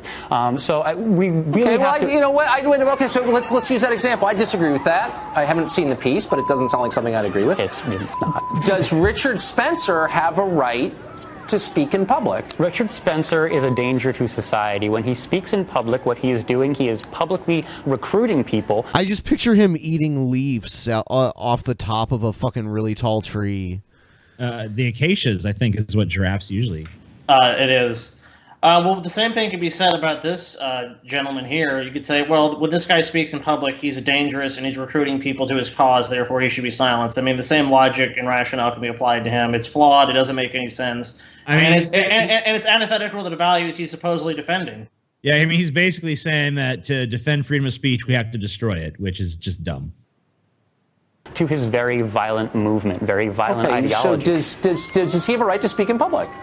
I don't think he has a right to speak in public unopposed, and that is ultimately what the purpose of Antifa is to show up and oppose him. But it's not opposition. You shut people down, you prevent them from speaking, and you commit violence against them. I know a number of people, well, don't tell me it's untrue, I know people who have been knocked down and beaten by people from Antifa. So that is true. It does happen. We have it on tape. We just roll the tape. Right. So you're saying, is that justified? Yes. I believe. What? Okay. And the same violence by your logic is justified against you if someone thinks you're a danger. I mean, this guy is an idiot. He's not really clearly thinking his position through, because everything he's saying could be applied to someone with a reverse ideology that he has. I mean, this is just such a fucking slippery slope. And this is what I'm talking about when I condemned the fucking New York Post earlier and shit. It's just like, people make these really ridiculous arguments in order to give themselves special rights over others, and then they fucking freak the fuck out if that's flipped on them. And they should, because it's just as invalid. But, you know, all you're doing is opening the floodgates for this kind of horse shit logic to be used to justify your head being bludgeoned in someday. So you're a fucking idiot. And when that happens to you, I mean, I'm not going to support it, but I'm going to laugh. That communities have the right to defend themselves against threats to their community. Against ideas they don't like. No, they have a right to commit against violence. People who have explicitly said that they want to eliminate those people from our society. But you're conflating yeah, but violence with ideas. Not only that, I mean, that's just stupid. I mean, like, they did this shit to Milo and shit. Milo's not saying to eliminate anyone from our fucking society. I've never seen him fucking advocate for fucking pogroms or some shit. Well, so fuck that. Honestly, it's a straw man. I mean, it really sucks because idiots like this make us defend people like Richard Spencer and other retards. It's really sad.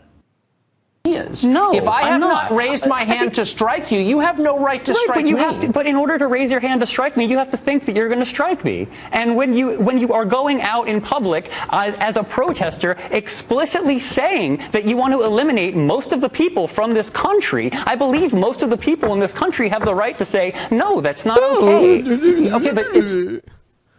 What a whiny fag. Yeah, you have a right to oppose it and say, no, we don't want that, even if we're saying that. But unless they're actually doing that, you don't have a right to assault them saying, well, preemptively, you're saying something that could potentially be a threat to me at some point, so therefore I have to assault you. That doesn't make any sense. It's stupid. You absolutely have a right to say it's not okay. What you don't have a right is to prevent me from saying what I think, even if you disagree, and you definitely don't have a right to commit violence against me. And you're blurring the lines there. And by the way, don't you work at a criminal... Yes, I'm in a department, yeah. It's hilarious. Okay, you don't have the right to do that. You have the right to make a counter case. Do you see the distinction that I'm making? Tucker, when I walked into this building, I counted 5 security guards at the front door and 2 police cars outside. Are you going to tell me that the violence that they would enact against someone who is looking to do you or any number of the people that work here harm, are you going to tell me that the violence that they enact to protect preemptively the staff that are protected also by... Wow, what a setup. By the barricades that you have. I don't even know what you're talking... I'm not following. That is fucking gibberish. Yeah. That is fucking such a non sequitur load of shit. One, if you work in security or you're police, that is explicitly your job is to do those things. You have some training, and there's still rules, and you have to abide by obviously procedures. I mean, you should. But the analogy itself is dog shit. Because that's not it doesn't conflate. Well, no, it's not the same thing at all. It's just, well, this guy's an idiot. He has nothing. He realizes he has nothing. Now he's grasping for fucking straws, trying to save his position.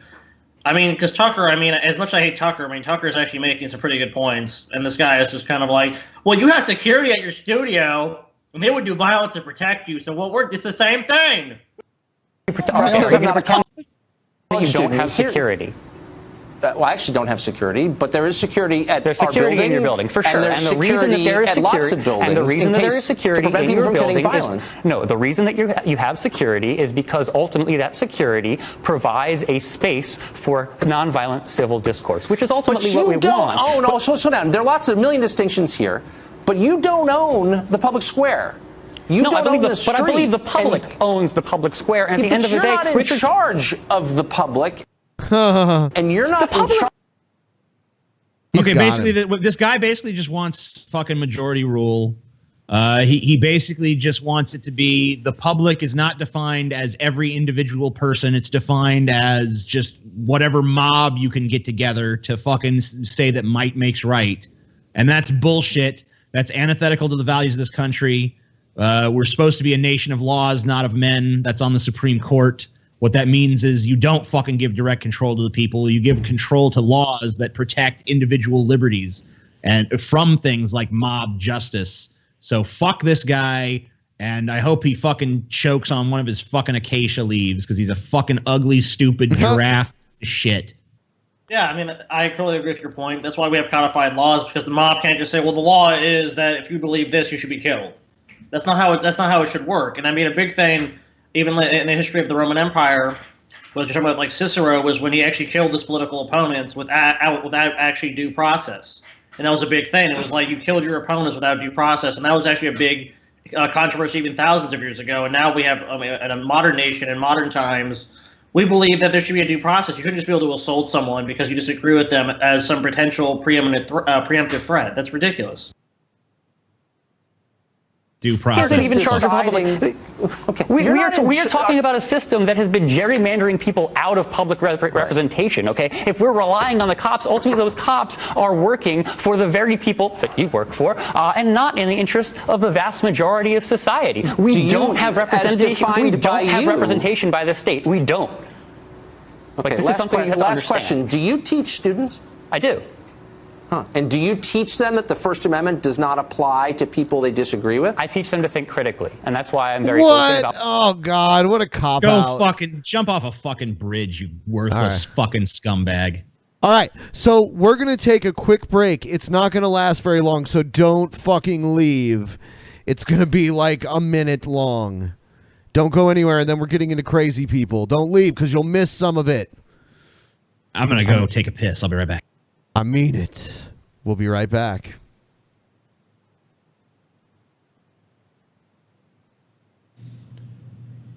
No more long lineups or complicated salary caps. Fantasy sports just got a lot easier to play and win with the hottest new games by Dober.Games. Create at least 3 matchups and you're good to go. Make any combination of matchups you want. Play all quarterbacks this week, receivers next week. Even make picks across multiple sports. Just pick 3 matchups to win cash prizes. Dober.Games is one of the fastest, easiest ways to play daily fantasy sports. That's DOBER.Games. Dober.Games. Use promo code FUNK to enter a free contest with cash prizes just for joining. Yes, you can win cash fast and easy at Dober.Games. Sign up right now at Dober.Games. Use promo code FUNK to enter a free contest with cash prizes just for joining. Void where prohibited. See site for restrictions. Must be of legal age in your state or area. Fantasy sports just got a whole lot easier to play. Play big, win bigger at Dober.Games. All right, so now we're back. No TJ. Yeah, that worthless fuck. Piece of shit!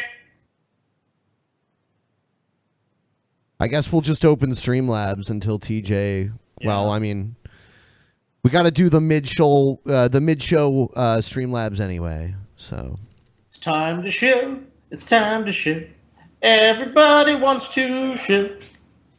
Oh, TJ's returned. Oh, he's naked. Oh, God, he's naked. Why are you naked, TJ? Why You know, are you naked?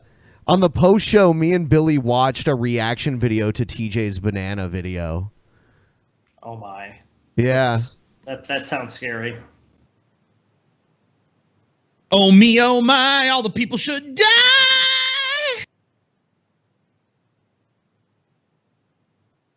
Oh shit, we're doing this again, huh? All right. Yeah. Bring them on. Time to chill, let's fucking chill. Streamlabs time, it's time to chill with the Drunken Peasants podcast. Indeed. Indeed. Chillin' time, help us pay our bills. Drunken pay, give you them thrills, but you gotta give us money. That's the theme song of this segment, I guess. Yeah, I want that recorded with a new I'm sure intro. someone will take that and auto-tune it and put it to a beat or some shit, knowing our fucking audience, so. TJ is a basement dwelling faggot. Scam situation. Ching sucks dicks. Not in that Suck order necessarily. Dickster. JF, you think you the trickster, but actually you are the suck dickster. Dickster! Suck dickster, baby. Oh, and if you guys do like the fantasy sports stuff, I have a link in the description for that. Dober.games.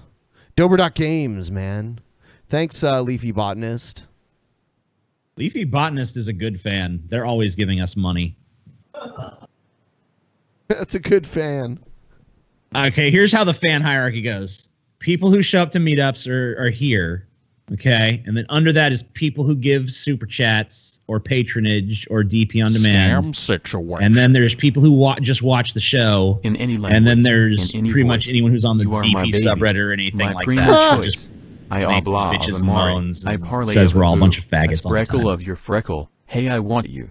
I'm cooking up Levine. A bubblin' stew. Dinner is served and I need So more Ryby. Ryby serenading. Ryby. Yep.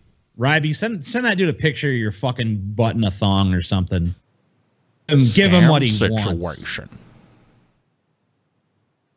I actually watched half of the Rick and Morty episode, the most recent one before I came in here. I'm gonna finish watching it after the show's over. After we do the post show. My favorite episode, season 3. Shit, probably still the first one. Rick's escape from space Scam jail, situation. all that shit. It's time. Thank you, Scotty. No one cares. I still think the space jail escape and the Shoney's shit. I think that was still probably my favorite. Least favorite was probably the Mad Max parody they did. By the way, we missed Creamsicle. Creamsicle said, "Hey TJ, I'm a lonely pupper. Can you send me pictures of Salvador to cheer me up on my Discord? Scam there may be a situation. reward in it for you. Also, Ben, this little wonder is ready for that tattoo sleeve. Turn the stream delay down. It's like 20 minutes. Oh, you know what? I'm gonna fix that. I'm gonna make it real time. But I'm gonna switch the stream eventually. The next stream will be real time. The only difference is you guys won't be able to DVR it. You know, you won't be able to like go back until the video's Scam processed. situation. Oh, they're gonna hate that shit. These whiners. Well, I mean, it's either that or we have this delay. Hey, it's me, Garricide. I've been fantasizing about infanticide. Conservative Christians think it's mass murder homicide, but I think it's just a game of eugenics. I'll see you committing suicide all up in the methadone clinic. I'll take your girl all up in it. Okay. What? Good times. I think he was trying to rap there. Scam situation. Where's Captain Loadbeard, a.k.a. Paul? Paul will be on the next show. Yes, he will. It'll be Paul and I don't know who else will be on. Could be me, could be Jeff, could be Billy, could be anybody. So, but Paul will be there. Situation. The Caucasioids have colonized the Negroid Nebula. What will this mean for the white race? Find out on the next episode of Space Race. Oh, you don't even know Space Race. Yeah, good thing your name is Connor, because you're a fucking con. Space Race. Someone put more yiff, more butt sex, Scam less Scotty. situation. TJ is garbage. Creamsicle Rock on DP. Ben Action. I already donated $100 through PayPal, but fuck it, here's some more money. Stay awesome, guys. Oh, thank you. I didn't even That's know we awesome. had PayPal donations, but thank you. Ferocious Führer. We always, the support of our fans is pretty much what keeps this shit going. So, you guys are fucking awesome. Scam situation. Would you rather fight one 200-foot babby or 201-foot babbies? I don't think know they what mean a babby baby. is. I think they mean baby. There's only one. Well, there's two bees, but they're not right next to each other like that. I want to fight a babby. I want to fight 201-foot babbies. Yeah, I mean, like, babies can't do shit. I mean, like, a fucking 200-foot baby could, Scam like, maybe accidentally situation. kill you, so you're better off fighting the 200. Is there a 1-foot possibility babies. for a DP meetup in Madison or Milwaukee, Wisconsin? No. Yeah. Not very likely. Not I very mean, likely. like, I guess we could see if we could even attract enough. Yeah, having a venue is half the battle. If we could get a venue that wouldn't Scam charge us a lot to use it. I mean, Milwaukee, I mean, I don't know how many fans we have in Milwaukee. It would depend on if we could even pull enough people to justify it. But I mean, like, none of us are really, I don't think, raring to go to Milwaukee necessarily. I'm gonna use this opportunity to go to the bathroom. I'll be right back. Yeah, like, because I mean, if I was in Milwaukee, the only thing I'd really know about it is like, well, Scam Wayne's World situation. took place here. Earlier today, I was walking the dog and I ran into a couple of Mormons. It was a little uncomfortable and they tried to convert me a little bit. I wished I walked away. Wasn't Wayne's World based in Aurora, Illinois? I think they went and saw a Alice Cooper concert in Milwaukee, though. Oh, okay. No, I think honestly, if we're thinking about meetup Scam possibilities, we've done a lot of other fucking cities. We'd probably be looking at the largest city in the U.S. So, stay tuned. Yeah, bitch, St. Louis, largest city. That is incorrect. The Caucasian. Okay, we already read this. We got it. Space Yeah, race. we fucking know. Shut up, TJ. Piece of shit. Space Scam race. situation. Try to get Penguins 0 critical on the show. I don't know who that is, so probably not. But maybe. All right, Critical, come on the show. We tried. We gave it the old college try. Come on the show now. We want you on the show. Oh, Critical, come on. You want not Scam punch you. situation. I hear it's amazing when the famous giant purple stuffed worm in Flapjaw space, with a tuning fork, does a raw blink Why on do people Harry pay Kyrie money rock. to I have need like scissors. absolute stupid 61. gibberish like this fucking red? I would complain, but they're giving us money, so it's their $10. Yeah, I just wish that the 10. I wish someone had $10 and something worthwhile to say. I guess. situation. Check out Mr. Dapperton channel, the dopest channel on YouTube. There you go. Check out Mr. Dapperton, y'all. Mr. Dapperton. If Dapperton it sucks, that's time. not our fault. It probably sucks. Mr. Dapperton. Isn't that like Anarchy Ball or whatever? Like the same idea? Scam situation. I don't know. Here is $10 just for the lack of Paul. Wow. Keep being awesome, guys. Teching 101. Oh, it's a fucking Paul hater. Thanks for the money, Paul hater. I'm going to give it directly to Paul. It's Teching 101. I'm going to give $10 to Paul right now. Actually, I don't have $10, so that's bullshit. Yeah. So you don't have even that $10. Scam situation. You guys are old. Babby is the way to spell it on the internet. Learn to meme, idiots. Go away, Ryby. Yeah, I don't give a fuck. You know, honestly, go stick another fucking 12-inch dildo up your ass, you fucking bitch. I think memeing Be and sure to send the spell- video to TJ. I think memeing and spelling shit wrong on purpose is retarded. So yeah, both of those things are retarded. Scotty, if you had to choose between Ryby and Corpse Midget, who would you fuck? Dude, this is terrible. This is fucking terrible. But you know what? I would say, you know what? Everyone, well, let's be honest, guys. Open secret there. Everyone's fucked Ryby. No one's fucked Corpse Midget. I want to take Corpse Midget's anal virginity.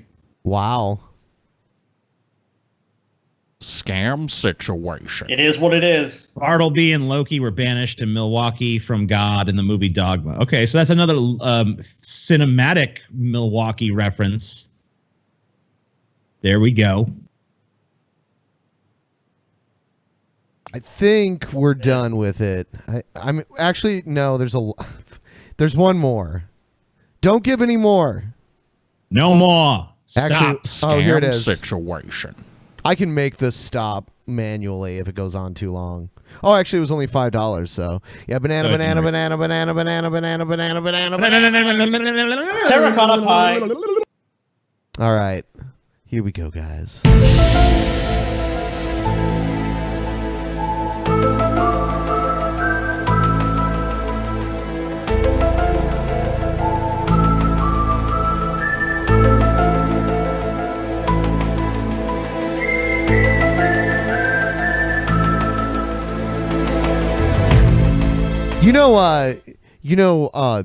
Jeff Holiday likes Tommy Sotomayor. I give him shit about it every time he's on.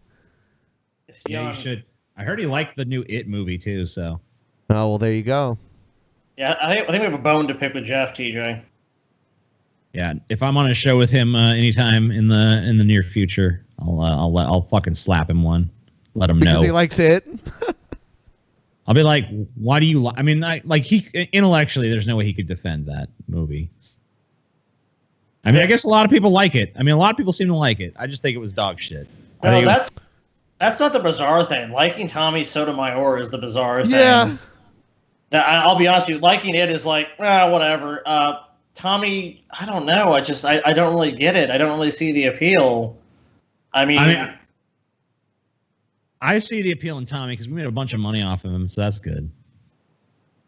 That's the appeal you see in Tommy, huh? Oh yeah.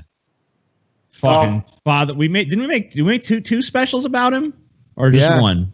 Yeah, Fatherless America. Those were fun. We actually made Fatherless America before he did. That's pretty cool. That's why we named it Up that. until very recently, I still had my Fatherless America shirt, but I did decide to get rid of it. Yeah, we should make Fatherless America 3 just to piss Tommy off.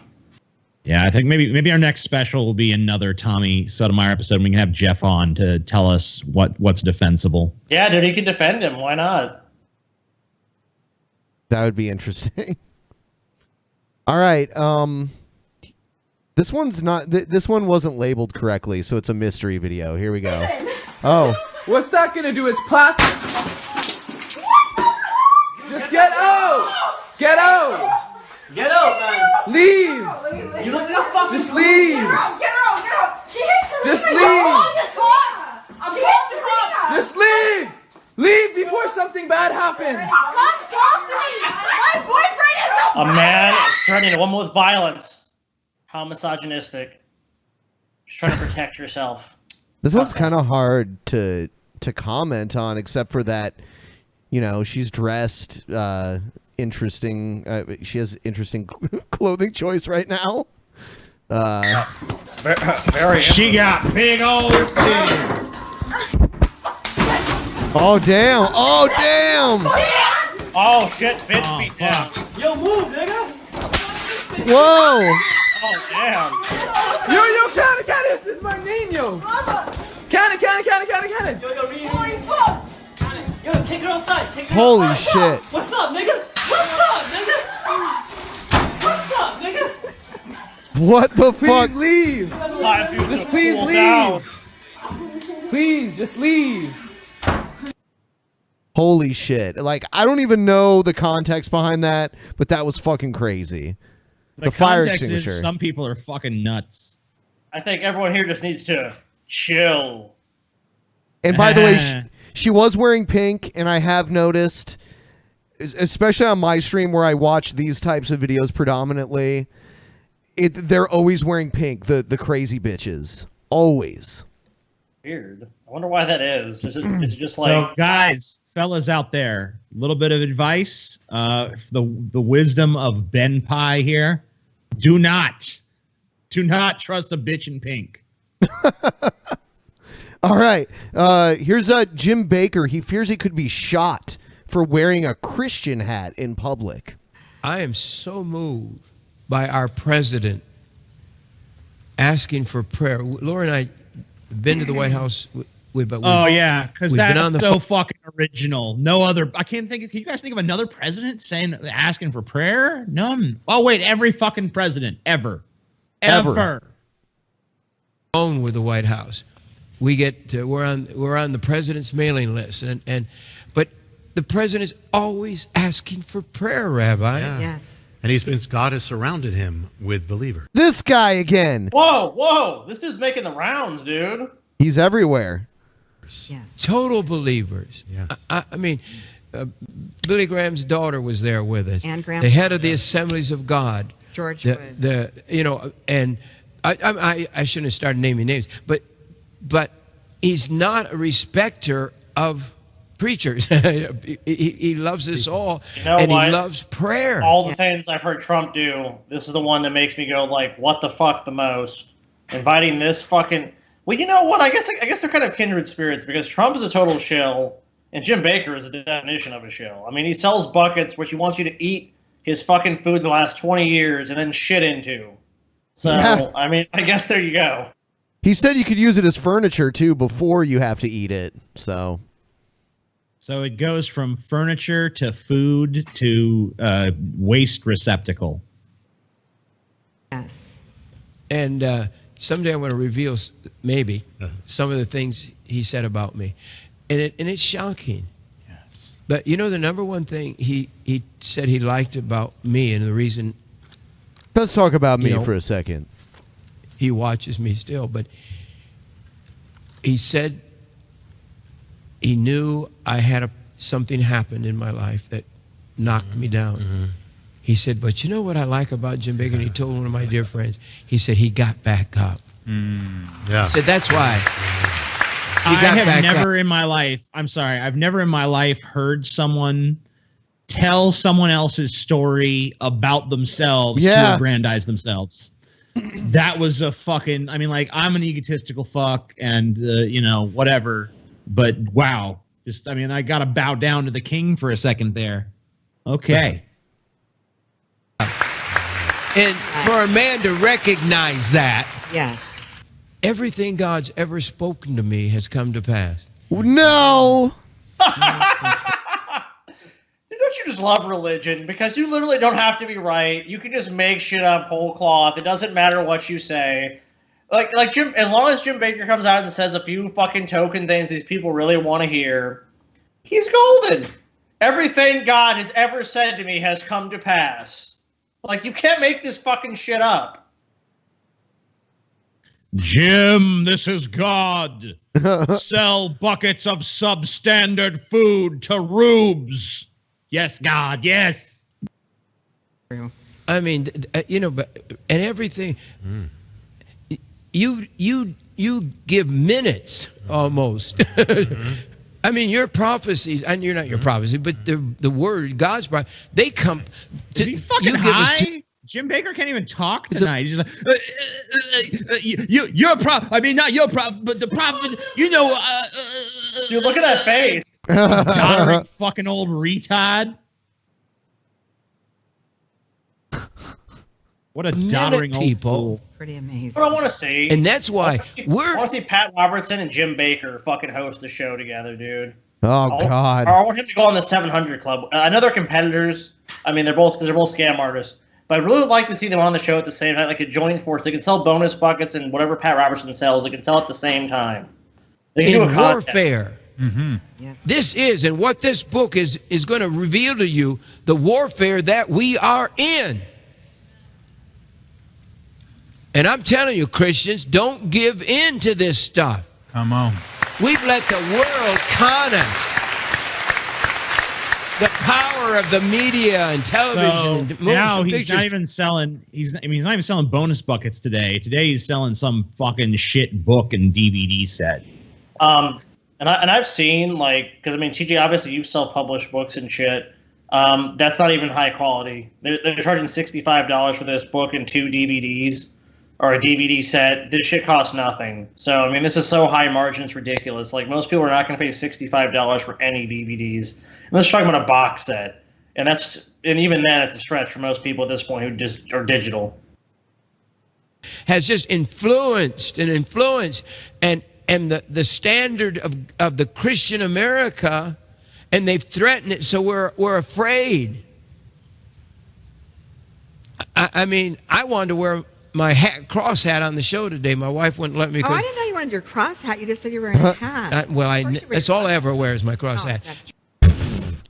His cross hat. Of course, bitch. Shut up. I'm trying to fucking... Is she just there to fucking throw like a monkey wrench in his scam every now and then just to That's fuck what it with him? seems like. And he's just like, the only crowd I ever wear my cross hat. Shut the fuck up. We're trying to scam these robes. But she said the rabbi's here. You got to dress neat for the rabbi. Sorry, David. Cross is fine. You're talking about. I wear them out in public, and I know I could be shot. I know that. Dude, are you fucking kidding me? Jim Bakker does not think for one fucking second his ass is getting shot. I've never once heard. I mean, I read news all the time. I've not heard a single fucking story from America of someone going out and being shot for wearing a cross or signifying that they're Christian in any way, shape, or form. Like, I've never heard of a Christian being targeted for a fucking hate crime. I'm not saying it's never happened. I'm sure it has. But it is far from fucking commonplace. And that's a ridiculous concern at the face of it. Yeah, it happens in the Middle East. Okay, you know what, TJ? Let's go next time there's a big event. Let's buy cross hats and cross shirts. Let's walk down the street and see how much harassment we receive. Let's walk down the street, just walk. We can even film it, walking up and down, and be like, "Praise the Lord, praise the Lord," and let's see how much harassment we receive, dude. Because you know what? At any second, we're in those hats, like Jim Bakker said. We're taking a chance with our lives.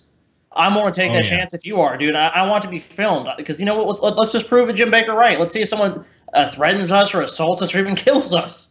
You know what? I got to admit, Scotty, I'm kind of scared to go out wearing a cross because, there's times now you just never know if someone's going to shoot you for loving Jesus too much. There are crazy people out there. But I'm not going to deny the cross. No. I will not deny the cross. Amen. I won't. Amen. Yet you didn't wear it that day. Here's the cross right now. Here's one. It says racist black man confronts an interracial couple sharing a meal at a restaurant. Awesome. Well, I already call troll though because black people can't be racist, right? Well, Ben, they can be bigots. You can be a bigot, but you cannot be a racist. I see. Look at this fuckery in a black-owned restaurant. Look at the fuckery. Wow. Y'all took, excuse me? Wow, y'all eat in a restaurant. How crazy. A black-owned restaurant. Together, like in an intimate relationship? How you gonna disrespect your brothers by sleeping with this white woman? Find no black woman, like you have to go that low to the lowest rung of humanity. If they're even humans, it's arguably that they're even humans. Like, it's actually not arguable at all. It's actually not not on a scientific basis anyway. Weak. Are you that weak? Because I don't normally interview y'all because y'all get me so upset being so weak. But just the fact that y'all had the audacity to sit in a black-owned restaurant and share this, I had to ask, like... Remember, everybody, this person is not racist. According to the logic of SJWs, this man filming right now, accosting this interracial couple and saying that white people are not even human and that they're the lowest of the low, that person is not a racist. And if anyone calls them a racist, then they're the racist for saying that he's racist. Well, he's being racist, but not to the white person, only to the other person of color. He's being racist to him, but not to the white person. The white person is totally acceptable to say he's being a bigot towards them. Because remember, it's okay to be a bigot. It's not as bad. For some reason, if you're a bigot, it's okay. You can't be racist though. For some reason, that distinction is important to them because I've heard them say it as if it's somehow better. What's wrong with you? Like, you couldn't find no black woman? What was it? What was it that made you that weak that you would get on your knees? Riveting fucking shot of his arm, by the way. This less of a female. That's lesser than a black woman in every way. Your mother was black, right? Your mother was black, correct? Okay. It's kind of an odd time to cut it off, but yeah, he was like, I'm not getting offended by you. I'm assuming that at this point in the video, this person actually says something reasonable to this fucking psycho with the camera, and so the psycho with the camera chose to cut that part out because they're like, oh, this makes me look like the psychotic piece of evil racist shit that I clearly am, so I'm going to cut that part off. I'll just have the part of me bravely accosting two people trying to eat fucking dinner because I'm such a fucking hero. Yeah, what is with these people? It's like this couple is just going out to eat a fucking meal. All they're doing is minding their own business, and this guy has to come up with this crazy nonsense. Why are you talking to subhuman? They're not even really human. It's debatable. It's like, it's not debatable, and it's none of your business. Why don't you just go and live your fucking life and not worry about this shit, dude?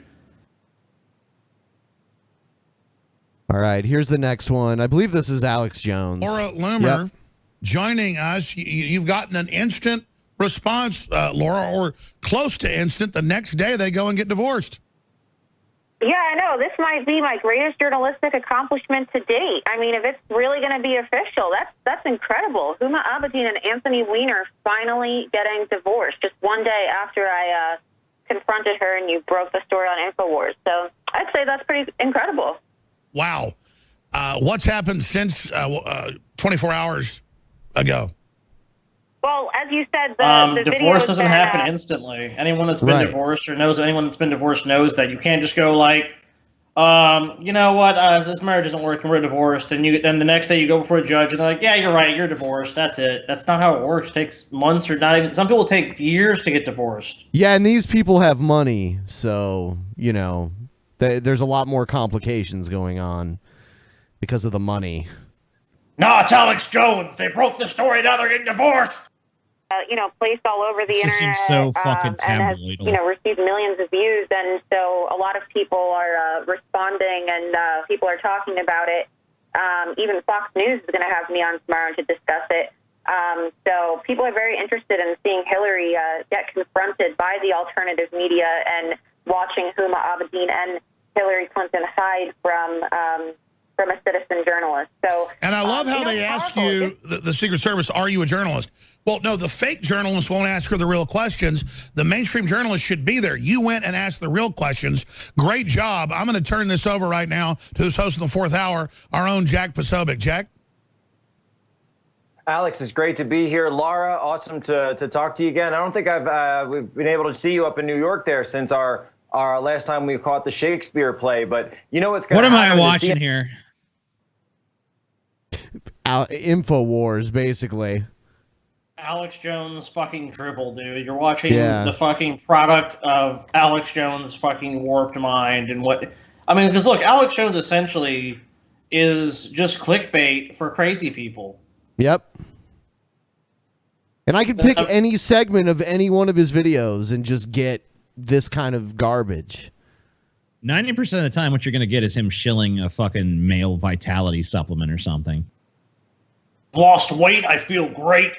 I'm more able to fight the fight that needs to be fought because look, our children and our families are on the line here, and that's why you need to use Alex Jones male vitality product, now available in blueberry. All right, so I'll move on. TJ, we'll play this. Oh no, we already played that one. How about this one?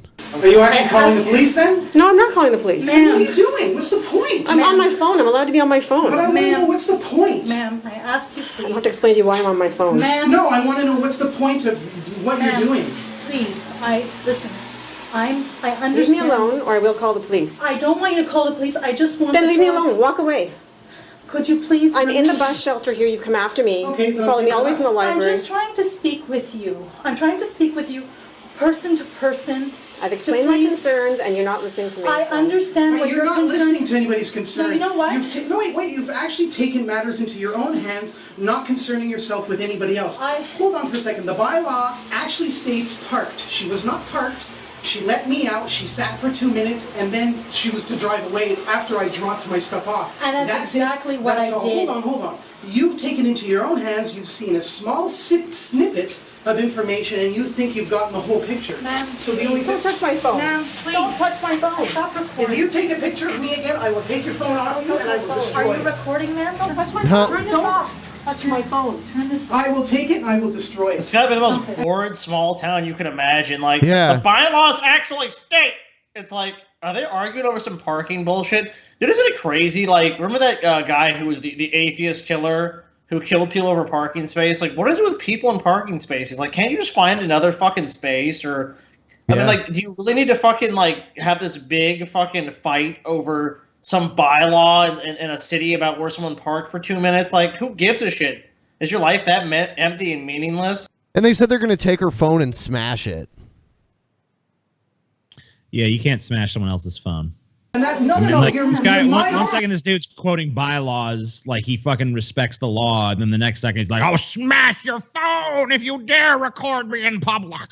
That's my phone. That's my civil right, my civil liberty. You cannot just No, take you pictures don't. of me with your telephone Yes, you and did. post it anywhere You have no download. expectation of privacy in public. You have no expectation of privacy in public. You have no expectation of privacy in public. She has every right. She can fucking sit there and film you all day as long as you're out in public. Yeah, this guy quotes bylaws, some obscure bylaw in the city, but he doesn't understand people's right to fucking record him in a public space. He's at a bus stop. You're not in your fucking home, moron. All right, here's another one. This is crazy because this woman's like riding a horse, and I don't know what's going on, but this woman comes up and starts like smearing shit on her horse. Don't worry, hon. I got it on video. Get your hands off my horse! God damn you! Get away from them! Get away! Get away from me! What are you doing to my horse? Get out of here, lady! What are you doing to my horse? Get away! Get away! Get on your horse. Get on the horse. Her? Get on your horse, babe. Get away from us. Get away from us. Get away! You get off of the property. Get away from us. Look at what you did! Get away. Call Betty, I'm gonna call. Hold on. The best part of this video is the dog that was licking its balls in the back. Yeah. Totally unconcerned with the fucking bullshit of fucking humans. Like this one, like some of these videos just boil down to people having these conflicts over. It's like you don't even know what. It's like someone set off by some stupid shit, and they're gonna fucking freak out. It's like, what are they doing on your property? If are they fucking causing you some fucking harm, they're destroying the property, they're doing something that's really causing you serious injury or damage. If not, then just fucking who cares? I don't understand why people get so worked up over trivial bullshit. Tell them I've got a bruise. It's our bread and butter. Here's one. This is I believe these are anti-abortion people harassing a woman outside of a Planned Parenthood. That's what I believe this is. Oh, real nice folks. Please don't murder your child today. No, we won't. Suck a dick in No, hell. we won't.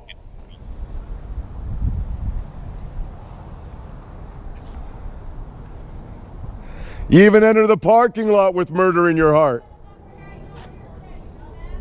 Fucking moron. Dude, I wish I could go to every fucking pro-life fucking rally in front of an abortion clinic and just fucking figure out who they all are, get in a time machine, go back and abort them all as fucking fetuses. Wouldn't it be great just to follow these guys around and just second guess every decision they make in their life? Like they walk into a fucking, grocery store and they're like, do I want brown eggs or white eggs? Brown eggs! I think I'm gonna get the white eggs. Wrong! You know, any decision they make in their life, just harass them and just like, they fucking grab a Hershey's candy bar. You're like, how dare you? You know that there's children in Africa who work in slave labor to fucking get the cocoa beans for that fucking chocolate? Oh, I see you're wearing a diamond ring. That was also built on the back of human exploitation. Obviously, you don't care about other people and their lives. Oh, that shirt was made in a sweatshop, so you're a bad, immoral person. And I am morally superior to you. Fuck you. Suck a dick. Fucking shove a grenade up your ass and blow it out your fucking mouth, Parents bitch. teach you how to talk that way? But you know what, TJ? At least with the child labor, the child was born. Is that how your parents taught you to talk? Do you know you dishonor your parents every time you open your mouth? Did you know that 97% of visits to Planned Parenthood have nothing to do with abortion? And even your wonderful president, who you probably love, said the same thing as much because it's true. People go to Planned Parenthood for a variety of reasons. Most of them don't have to do with abortion. That's a very small percentage of what they do. So using them as a lightning rod to attack is just stupid and not illogical and doesn't make any sense. Yeah, they do offer that service, but it's like I said, 3% of what they do. Heart, your mouth speaks. It's out of the abundance of the heart your mouth speaks. Well, I'm going to. By you? By you? Why do you set aside your femininity to act like a man? What? You're acting like a man. Stop it. You're acting like a man. Stop. Well, that's funny because you're acting like a bitch. Go ahead. But you shut the fuck I'm not going to shut up. You shut the fuck up. I'm not going to shut up. It's rude. I'm not going to shut up. Mouth. You're lucky I'm not going to shut up. You're going to stand before God and give an account for your life. Yeah, you won't be doing that, young lady. You'll be on your face begging for mercy. That dude's You're a murderer at heart. Tonight. Oh, dude, yeah. That dude's gonna be fucking hard as a rock tonight. Like, oh, that little fucking abortion. Spanked a booty for all the sins, all the sinful sinners. Ah, she'll be burning soon. Don't murder your child today. Can't you see that this woman is not your friend? She is not your friend.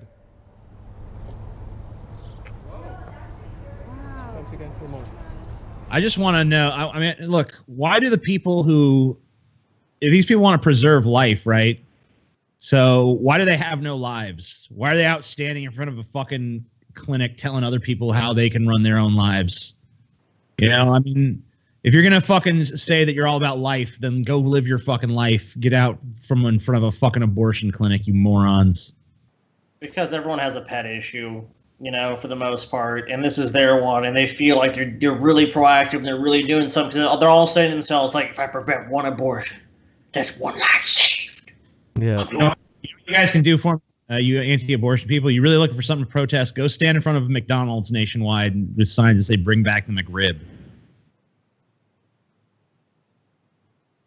What? Yeah, because I want they work towards that goal, man. I want to go get a McRib and then realize it's not as good as I remember, and then not get one again until the next time they. What you should do is you should ask them to all start raising lots of pork and raise as much pork as possible, so the pork prices go down, and then it'll be more economically feasible to have the McRib. Yeah, I think we as consumers need to conspire together to drive pork prices down so that the McRib comes back. Next video. I'm not paying for it. No, I'm not. This is someone refusing to pay, I believe, for dog grooming. No, I'm not. I'm not going to pay for it. My groomer spent her time. And I have that coupon. Well, that's called theft of services and fraud. You can't hire someone to do a service. Even if you don't like the service, you can pay them and sue them. But you can't decide, well, I'm not really satisfied, so that's not how it works. Most places you have to sign an agreement saying you are going to do that. And if a service is performed, you can't just say, well, I don't like the service, so I can't pay. Right there. The guy who gave me the free coupon said it wouldn't expire. I'm not paying for it. Not paying for it. Not paying for it. I'm not going to pay for it. Well, in most states, the laws are written to benefit retailers and restaurants and such. So if you walk out and they say you didn't pay, you're going to be charged with a felony. So I wouldn't recommend it. Pay for it. She spent her time on it. When I came here, here. First thing in the He's morning. Nobody ridiculous ever saying told me he's not about going to being pay for it. expired. Why? Nobody said anything until just now as I'm going to pay for it. It's not their responsibility to check if something's expired or not. You're the person that decided to purchase the service, and if it said there was a free grooming service, but there's an expiration to the coupon or the whatever, you should have known that. How is it their fault? I mean, it's not that makes no sense. I'm gonna tell you something about just, I mean, like retail, like people go into retail shops with fucking coupons they know are bullshit, or they use two coupons together they know they can't use together and shit. And they go in with the plan knowing it's expired or knowing it's a piece of shit. They go in with the plan to fucking argue because they know eventually 90% of the time the store is going to relent and give them their way. I believe you. Like, I'm pretty sure that's accurate. I wouldn't have, if I didn't have this $10 coupon, I would have never got that extra thing. Well, I ain't going to pay for it. I don't know what to say. Well, fine. So fine. That's fine. So you have to pay for it. I'm not paying for it. How are you going to make me pay for it? Because It's false evidence. So do it. Call the police. it's the right thing to do. But this is the right thing to do to honor that coupon. To It's honor not a text. coupon that's 2 months old. So what? So what? It said grooming. It doesn't say anything about 2 months. Elizabeth. What brings her? Yeah, dude, come on. You're a scammer. You're full of shit. You come on. The guy fucking knows this thing's been expired for 2 months. There's no way he didn't look at this. This guy, like TJ said, he went in there. This is his game plan. He's like, look, they're probably just gonna like say you're banned from the store and never come back and don't pay. That's what he's hoping for. I mean, look, they're probably not even going to ban him from the store. I mean, like, look, I used to know a friend of mine that worked at Borders before it went out of business, and they said pretty much any customer that went to the front and bitched and complained enough, after about fucking 5 or 10 minutes of the people working there getting sick of arguing, they just give them their way, because it's like you either have to at that point call the police and deal with that fucking shit and totally slow down this, fucking wreck the store's business, hold everything up, fuck over every other customer that's waiting, or you can just relent and give them what they want and tell them to fuck off. And that's probably 90% of the time that's what's going to happen. That's probably what's going to happen with this guy. He wants to have grooms. He's acting like a child. He's gonna turn to you. I'm not paying for it. I want car? $2 off on the same thing. Quit it. Can you quit it? This is what I held on to this for a very long time to use it. Yeah, I know you held on to it for a long time. I'll stop with the coupon expired. I didn't see any extra. I'm not paying for it. It's not my fault. Fine.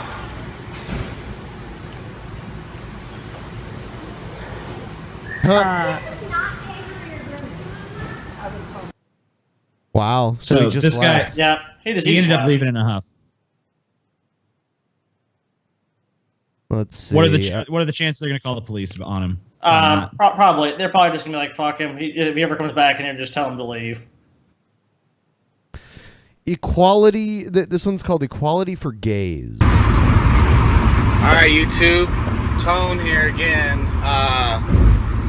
Quick shit, because otherwise I won't be able to upload it. Gay people, they want to be included, they don't want to be treated any different, etc., etc. You hear all the same tired ass bullshit, but yet they jacked the rainbow flag. The rainbow is actually in the Bible, is from God, so I think the ACLU needs to sue gay people for hijacking the rainbow, because that's actually a Christian thing. But I digress. These guys. Sorry, that was the most fucking inept statement I've ever heard a human being fucking make in my life. I was gonna say, is this the life of a failed stand-up comedian? Like, what's going on here? Like, are we seeing the slow descent into madness here? Included, they don't want to be, they want to be just like everybody else, but yet they seclude themselves, they exclude themselves to the rainbow flag and that community, and everything that I see, all the support, I don't see any American flags. All I see is rainbow flags. All I see. What? Is he trolling? I mean, like, I'm hoping troll at this point. I mean, like, honestly, because if this is serious, then we might just be looking at the dumbest fucking person to ever live. Is people worried about gay people and homophobia and Islamophobia? These people are so fucking stupid, they will hug a Muslim still. How is all these vigils and all these fucking love events and love, I hear all this love. Love doesn't overpower hate. Maybe in the fucking movies it does, but guess what? The haters are psychos, and they come with guns, they come with bombs, etc., etc. And your fucking love ain't winning shit, alright? You're so fucking naive, your head is buried in the sand, you seclude... Oh my god. This is some Ed Norton Okay, shit. no. This is fucking... No, troll. No one's this dumb. I've met some dumb cultures. You know what? You're probably right, but you never know. This is someone who I know is not a troll, but this is why the flat Earth theory is good for science. The flat Earth conspiracy theory has actually done a whole lot of good for the advancement of science.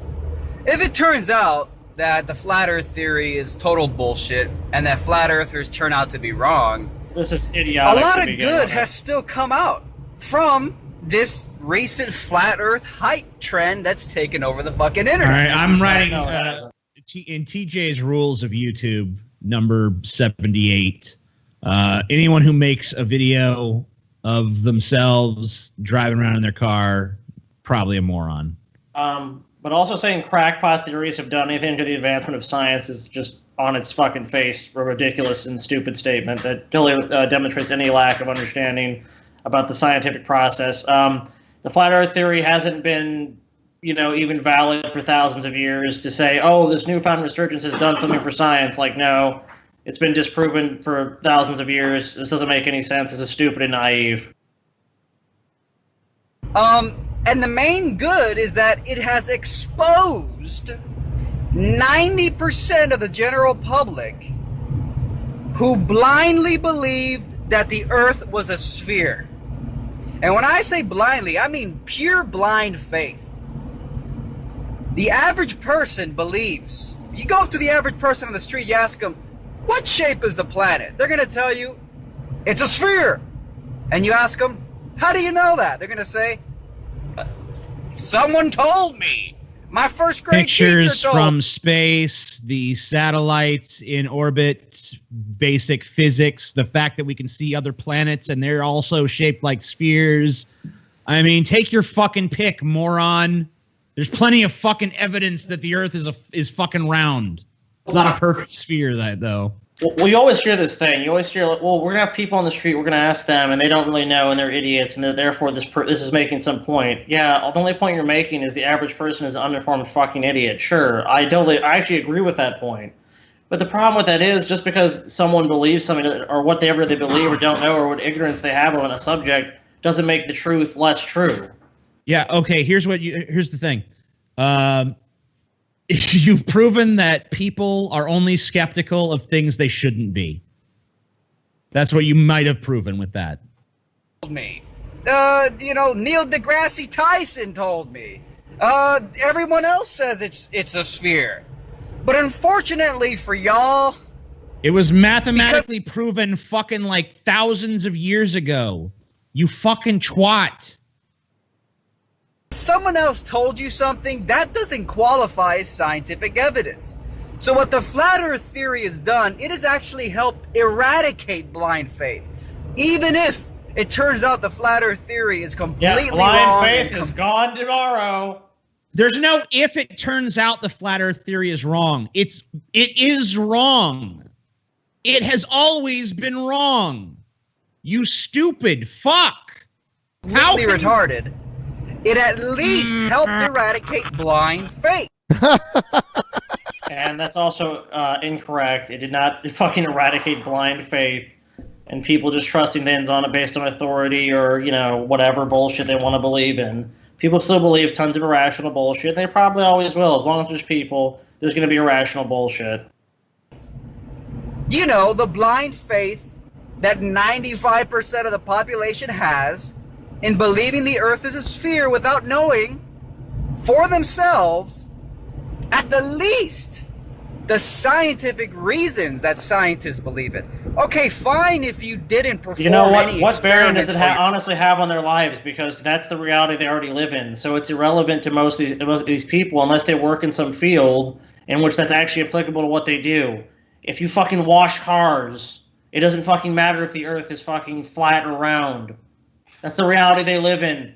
What are you talking about? Like, you act like this is some important fucking issue to our lives. It's not. It's only important to people that have nothing else to talk about because this is a settled fucking issue. The only people it's not settled to are morons.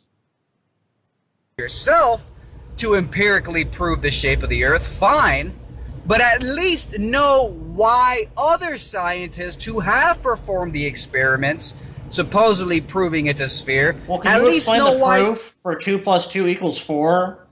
Can you do it? I don't think you probably can do it, and neither could I. But do I know that's true? Yeah, I do know that's true.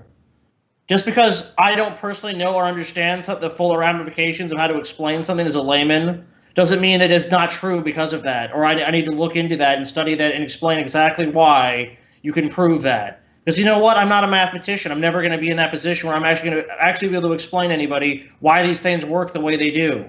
And that's fine because everyone has a specialization and does things with their limited amount of time that they have to do the things they want to do with their life and have the different interests that they have in their life, which is totally fine. And this guy, we could find so many issues that you're ignorant on. Do you know how to perform open heart surgery? Oh, well, you should take that physician's word for it, that surgeon's word for it. How do you know? Do you actually have the experience to know that? You don't. It's stupid. This is fucking fallacious reasoning. It doesn't make any sense, and it's just something to fucking make this guy feel better about himself. Oh, look, all these idiots. I'm so smart. I'm here. Look, I know everything. These people are ignorant. I'm smart. I have all answers. This guy's a fucking joke, man. You're a fucking object of ridicule. You should just shut your fucking mouth because everyone's ignorant about something, including you jackass. Yep. They believe it. But the average person doesn't even know that. So yes, the average person who claims to be pro-science doesn't actually know why they believe the Earth is a sphere. And that's the big stupid. That is a fucking blithering fucking retard. That's you know the what? big difference. I bet there's a bunch of people that love this dude. I can just tell he's the kind of guy who's like, this guy making a good point. The average person's dumb. I'm not the average person because I think I'm smart.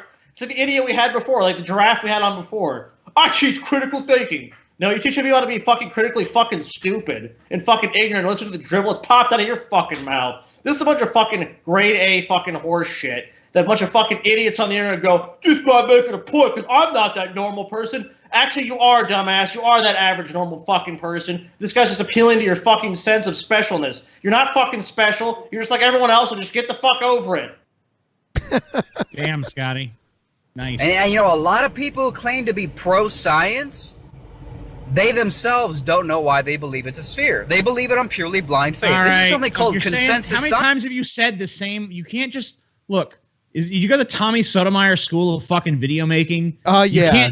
You just drive around in your car and you fucking restate the same fucking premise over and over again until 6 minutes have passed or however long, and then you're like, well, I guess that's a video. Shut up. We get it. You fucking have stated your fucking point like 8 times now. Science. It's when you believe something is true, not because you know it for yourself through direct scientific experimentation, but because everyone else believes it to you're be in a true. lab experimenting all the fucking time, dude. Come on. Are you for fucking real? No, we need to play the troll thing for this guy, because this guy has got to be a fucking troll. I don't think he's a troll. He's not. He's actually pretty popular. I wish he was. I mean, I know he's not. I'm aware of him. I've seen his fucking content before, and I've always just thought that about this. Like, there's guys like this. They just appeal to this group of people who are just really fucking stupid, and they go like, hey, no, you ain't part of this group. Those are the average normal schlubs. You're a fucking special schlub. Special schlub. Michael Shermer, the publisher of Skeptic Magazine, I like to call it Pseudo-Skeptic Magazine, he was on the Joe Rogan podcast in an attempt to debunk Graham Hancock's ancient lost advanced civilization theory, and he ended up looking like a complete fool. And his constant fallback argument, Michael Shermer, the supposed skeptic, his constant fallback argument when he couldn't debunk the scientific evidence that Graham Hancock was providing, Michael Shermer. A scientist doesn't try to debunk. Doesn't try to debunk the other science. I mean, they might criticize it, but they just say, let's see what the evidence is. If there's an ancient civilization, where's the evidence for this ancient civilization? That's really the thing. You know, it's like saying I can't prove a negative. Of course I can't. I can't fucking do that. but the burden of proof isn't on someone saying that, isn't someone arguing with you. The burden of proof is on you. If you claim that aliens came to Earth, you have to prove your claim. It doesn't work the other way, where it's like, oh, well, you have to prove it wrong. That's not how it works. So saying they have to be debunk this is just fallacious on its face. All right. What did Michael? I want to know what Michael Shermer said that he's going to argue with. Fallback argument was the majority of archaeologists disagree with you, Graham. What are the odds that everybody else is wrong and a handful of people are right? That's called consensus science. It's not real science, it's pseudoscience. And it's basically just, well, the majority agree, it must be true. That's not an argument, that's not a scientific argument, that's pseudoscience. So we should all think. So where is your evidence? The majority of these archaeologists are not just. It's not true because a bunch of archaeologists say it's not true. A bunch of archaeologists say it's not true because it's probably not true because the evidence is probably fucking lacking. Where is the observable? So you're reversing the cause and the effect there, you fucking retard. Flat earthers for exposing the blind faith of the average globe believer. I'm with this guy. And helping usher in a new age where people at least understand the mechanics of why we come to believe the earth is a sphere, which is something we just take as dogma truth. So thank you guys for watching, and be sure to check out my incredible new How Do You Know It's a Globe t-shirt. That's right, guys. Get lost. This is not a pro-flat earth shirt. It's a pro-skepticism shirt. What? It's an anti-blind faith shirt. It's a shirt that simply says... Okay, off my screen with your retard shirt. So it's basically the no true Scotsman fallacy. You go, we're the true skeptics. Yeah, like I said, especially like we're the special schlubs. We're the special skeptics. We're the ones that are really critical. These other people are not. It's a joke. Hey, have you guys seen Seth MacFarlane's Star Trek show that he made? No, I haven't seen it yet. Aside from the humor that they put into it, there is a decent amount of humor. It's still like pretty much a Star Trek show, and I guess the actual Star Trek show is premiering in a few days here. But it almost seems they are not screening that for critics, so odds are it is a piece of shit. Yeah, so I'm thinking Seth MacFarlane may have made the superior Star Trek show making a parody. Well, you know what, TJ? You should you and Paul, or you should jump on that for Cinema for Cynics, dude. You should fucking review Star Trek Discovery and the new Seth MacFarlane one. Maybe I can just ask the question that Ben just posed, which is which one is actually a more faithful Star Trek? Yeah, that'd be interesting. I've watched the Seth MacFarlane one, and it's pretty good. Like, it feels like Star Trek, even the way it's shot, and the uniforms and the sets and everything are very Star Trek like. So, well, he's a huge Star Trek fan, obviously. I mean, he's had so many of the voice actors on Family Guy, and he's also had them in the movies he's made, like Ted and Ted 2. Yep. Yeah. I would say. If there wasn't that element of humor to it, it would basically just be like a classic Star Trek show, like TNG or DS9. So that sounds pretty cool. I don't know. I'll check it out. Drunken Peasants is brought to you by The Orville, Seth MacFarlane's newest comedy hit this season on Fox. I will give the new official Star Trek show 3 tries. I will watch 3 episodes.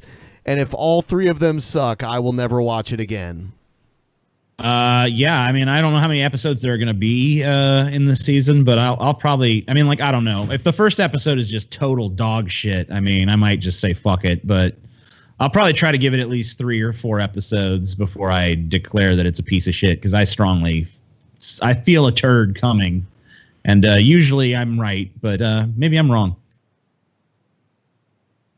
Of course, if you listen to people who say who are mad at me for not liking Stephen King's It, then apparently I just I prejudge too much. Oh, then, yeah, I read those comments. So I feel like it's so silly to be like, you're just biased against the movie. It's like, well, can I just say because you liked it, you must be biased for it? I mean, what the fuck?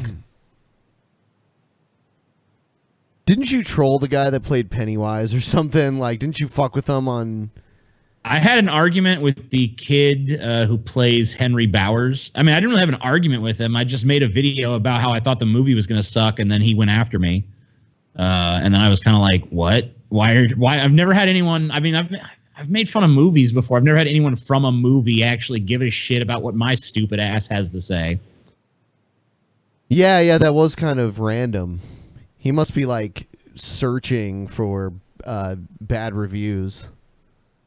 Yep. And I mean, I watched the movie, and you know what? Was it as bad as I thought it was going to be? Yeah, pretty much. It was. Yeah. All right. Next video. Oh God, watch this. Guy has a case of beer in his hand. Oh fuck, dude. Jeez. I mean, that's fucking brutal. It's alcohol abuse for one thing. Oh yeah, alcohol abuse. Yeah, I'll show it to Scotty too.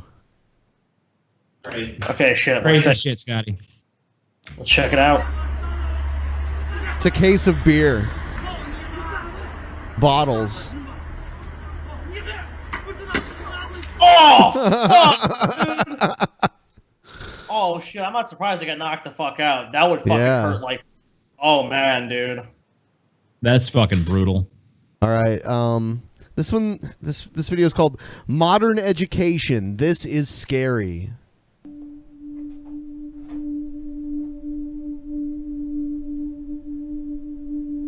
Welcome. Can we not have this fucking horrible fucking grating sound? It's evil. Ignore that. It will end. Let it end now. Now, our first question. 1 + 1. Yes. 2. Incorrect. Yes. Multiculturalism. Well done, Simon. Next question. Okay. What is 3 times 3? Yeah, this is I mean, like, wow, this is like the most base, shitty satire you could possibly imagine. I mean, this isn't like, if you're gonna if you want to do a thing against multiculturalism, fine. You could actually do that cleverly. You could actually do that funny, but having it be just like, what's 1 + 1? 2? No, the answer is multiculturalism. Because these fucking liberals took over the school, and now everything is multiculturalism. Even math class. Math. Yep. Math class Yes? has changed. 9. Wrong. Yes, Penelope. Gender equality. Very good, Penelope. Is this Oh my a God. joke? Do you think gender equality is a joke? No, but isn't this a maths class? Don't be so racist. I just asked a question. We don't ask questions. Questions Oh are my God! offensive. They're snotting. We don't ask questions. I think this motherfucker needs to put a shirt on. That's racist, Ben. Yeah. Now, students, I trust you've all completed your research assignments. And remember, the person with the highest mark will be flying to New York to present their paper at the World Mathematics Summit. Well done, Penelope. 6 out of 10. Okay. So here's the things you did wrong in this video. Number 1, this horrible high-pitched grating noise that you decided was a good idea to put in the background of the entire video. Guess what? It wasn't. And second of all, it's written like dog shit. I mean, the satire is fucking just baseline awful and obvious and blatant and has zero fucking subtlety whatsoever. And just also it's annoying and unfunny. And, you know, basically, like, probably the only person you're going to outrage with this is like some grandma that fucking scrolls across it on Facebook and actually is fucking bored enough to pay attention. He's like, oh, that's what they're teaching them in the schools now. Ah! That's about it. You too, Simon. 6 out of 10. Hey, be careful. You've been staring at her for 10 seconds. What? It's a form of harassment to stare at a woman for more than 15 seconds straight. And when I use the term straight, I don't mean to offend any persons of a non-traditional sexual preference. And when I use the term non-traditional, I don't mean to offend any persons who oppose historically normalized... Okay, I get it.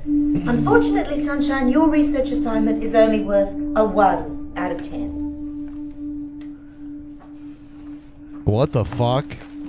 This is modern education.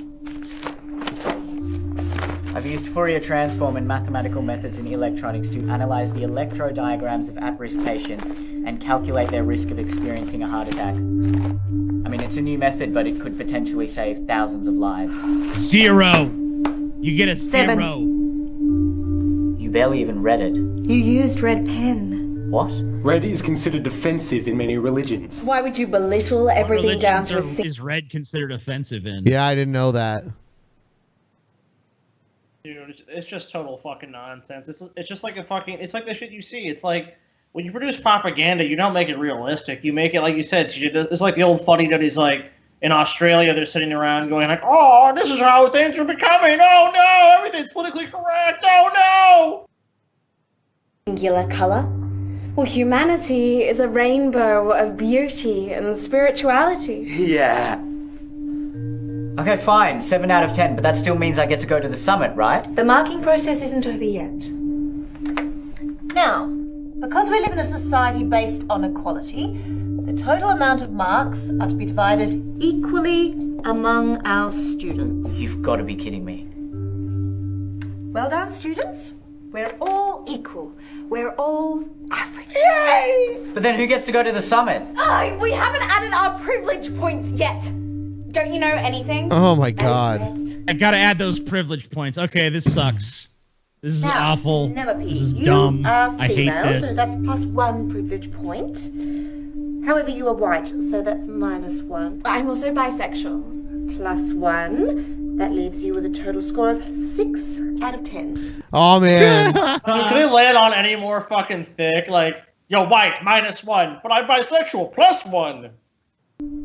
Simon, unfortunately, you're straight, white, and male. And cisgendered. Yes, so that's -4 privilege points, which leaves you with a total score of 1. It's only fair.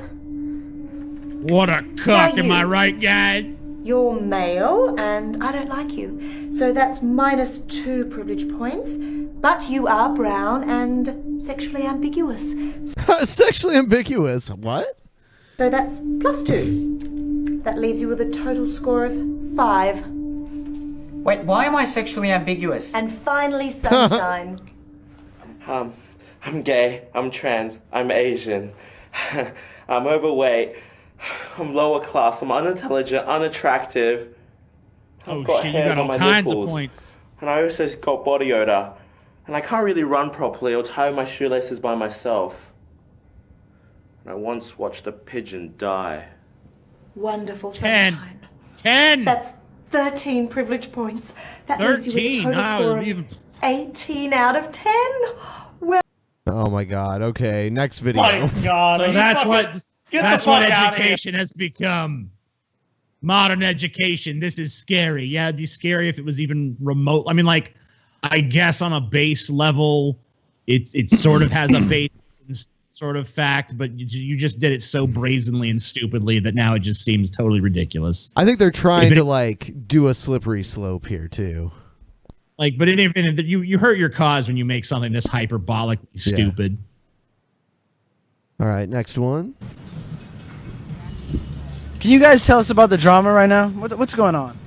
No drama. No drama? No. Anything to say? No. None? Nothing? No. Nothing at all? Not really. What about you?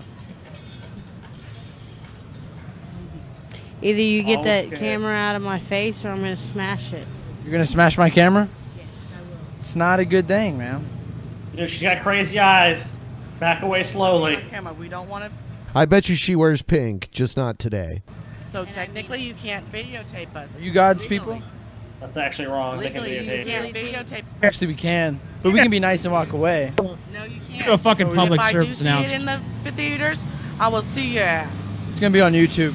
You see it on if Then I'm some gonna use it sue for you commercial still purposes. because I they can don't sue want you. to be filmed in the story. That's invading privacy. That's invasion of privacy. Thank you very I much. could call the cops on you right now. I mean, you don't have to do all that. Go ahead. Then fucking turn off the camera. How are there so many? Turn How are off there so many the people camera. who don't understand or like? I mean, like, sorry, Like, do we need to put PSAs on fucking the idiot channel so that these morons finally sinks in? They have no expectation of privacy when they're in a public fucking place, and that they can be filmed by anyone. In fact, most of the businesses you're walking, cameras pointed at your ass. Most of these intersections on these streets have cameras pointed at your ass. You're on camera all the time. Every time you go to a fucking ATM, every time you walk into a fucking business, every time you're fucking walking down the street, especially in a city like where you obviously are. There's cameras fucking everywhere. But you know what it is when they can actually see the camera, they feel self-conscious because then they know their actions are being recorded. And a lot of people, when they feel that they're being confronted, they lash out like very defensively. That's what they're doing. They're like, "Oh, I need to make myself look good, and you need to stop doing this, and this is illegal, and you're in the wrong." That's why they always say that's why they always make it say, "Oh, you're illegal. This is in the wrong," because they want to have a justification for the way they feel. They usually want to be violent and say, "I'm going to stop this from happening." Stop the camera and stop It's this. off. It's off. Then why are you pointing at me? For my protection. Ah. It's off. I'm not going to hit you. Just turn It's it off. Don't touch my camera. Then close it, please. It's off. It's off. Don't have to videotape. Excuse you. Easy like that. Okay, guys? If I see it on YouTube, I'll sue your ass. What's your name? We're asking. We're doing a documentary right now. On document on what? We're asking about twerking. On twerking? Yeah, twerking. What, We don't getting high? twerking. Twerking. What, you do some kind of drug or some food? No, we I don't don't. do that shit. We don't twerk. Huh? We don't do shit. So get away and stop filming. All right, we're leaving. Now. And are they confusing twerking and tweaking, or as the Yes. term twerking evolved Yes. to the point where now it means drugs too? No. They're getting twerking and tweaking mixed up because they're stupid as fuck. Okay. All right. Let's see. This one's just called Guy Goes Crazy.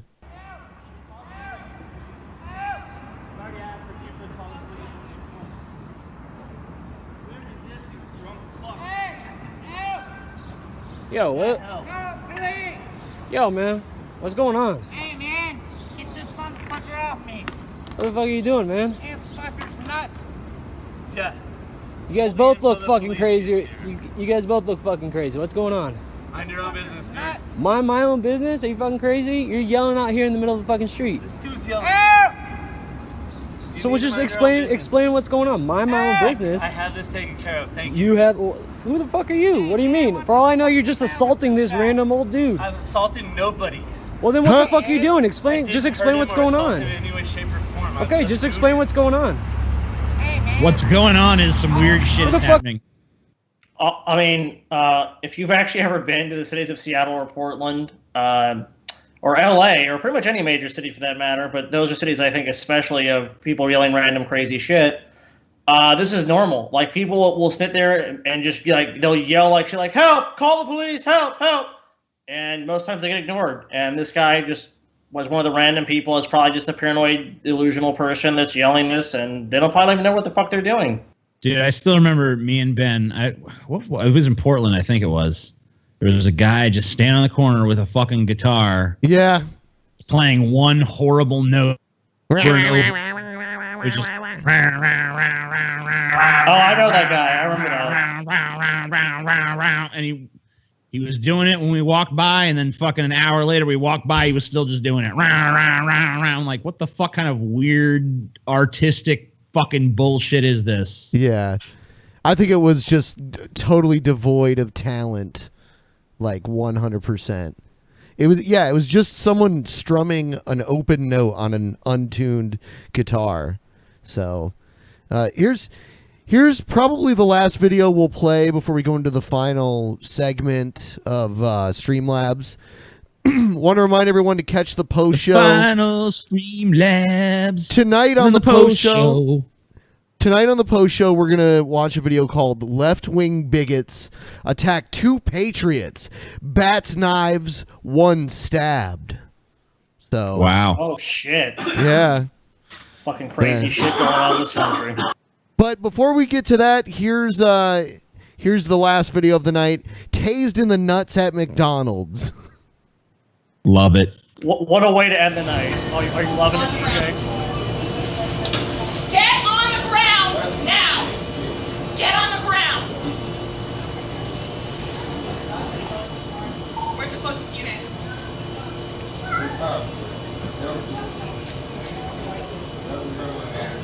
I'll hold it until we get here. No problem. We'll take you into custody and you're going to jail. Make sure your kids stay over there. Yeah. Turn around and put your hands behind your back. Please tase him. I want to tase shit out of him.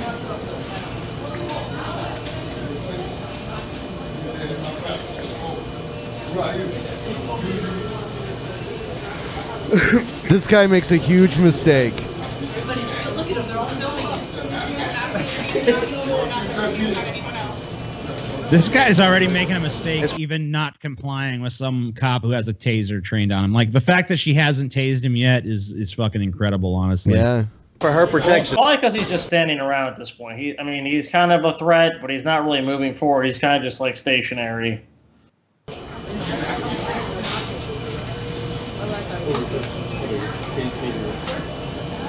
Oh. Huh. Okay. Well, she definitely should have just tased him. Oh, he's fucked now. Uh-oh. Uh-oh. Yeah. Oh. Turn around and put your hands behind your back. I'm not going to let up. Turn around and put your hands behind your back. We can't have someone here now. Turn around and put your hands. He's like, God damn it. God damn it. God, he's so dumb. God, She what a put- fucking idiot. Yeah, she like put it away and shit, and then he attacked her. He's so fucking stupid. Every once in a while, you'll see one of these motherfuckers that's like immune to tasing, though. This dude is They not. exist. This guy's not. Turn around. Turn around and put your hands behind your back. You do not hit a cop ever. Yeah, you see where the laser is? Yeah, It's getting fucking tased in the nuts is not a good thing. And also, for punching a cop, I mean, that's like way more time than just punching a normal person. You're in fucking trouble now. Hit a fucking woman. You don't hit a fucking woman. Turn around and put your hands behind your back, I said. What is this guy's issue? Turn around and put your hands behind your back. You're still going to get it. Go here, you guys. Stay back.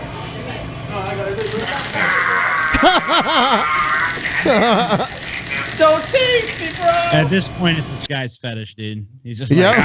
yeah.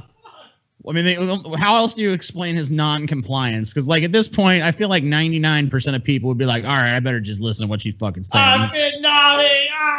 Tasing my nuts, Put you your know. hands behind your back.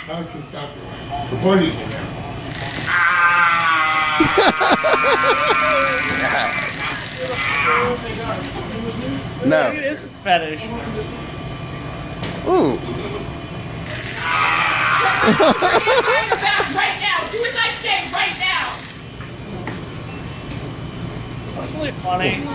He's not complying, and he doesn't take her seriously at all. Even after he got assaulted, he's on the ground writhing in pain. He still is not listening to what she's saying. Right. Turn around. Put your hands behind your back right now. Stop, drop, roll. Okay. Okay. That was the best part. He's like, all right, I've had it. Okay, I'm done fucking around. I'll listen. Sure thing. Stay like that. Do not move until someone else comes here. Do you understand me? Do you understand what I'm saying? You never place your hands on anyone. Do you understand me? Yeah, I know. You stay like that until someone gets here. Do you understand what I'm saying? Why you gonna wait for someone else? I mean, come on. Let's be honest. She's not in a position to really fight this dude, anyways. She's obviously scared shitless of him, so she ain't gonna do shit till backup rides. Yeah. Here we go. Good job, officer. Okay. I mean, she's got his nuts on a taser. I mean, like, she's got the advantage. He was like, ah. I'm done. All right. Time to open Streamlabs. Opening now. It is now open. The final Streamlab.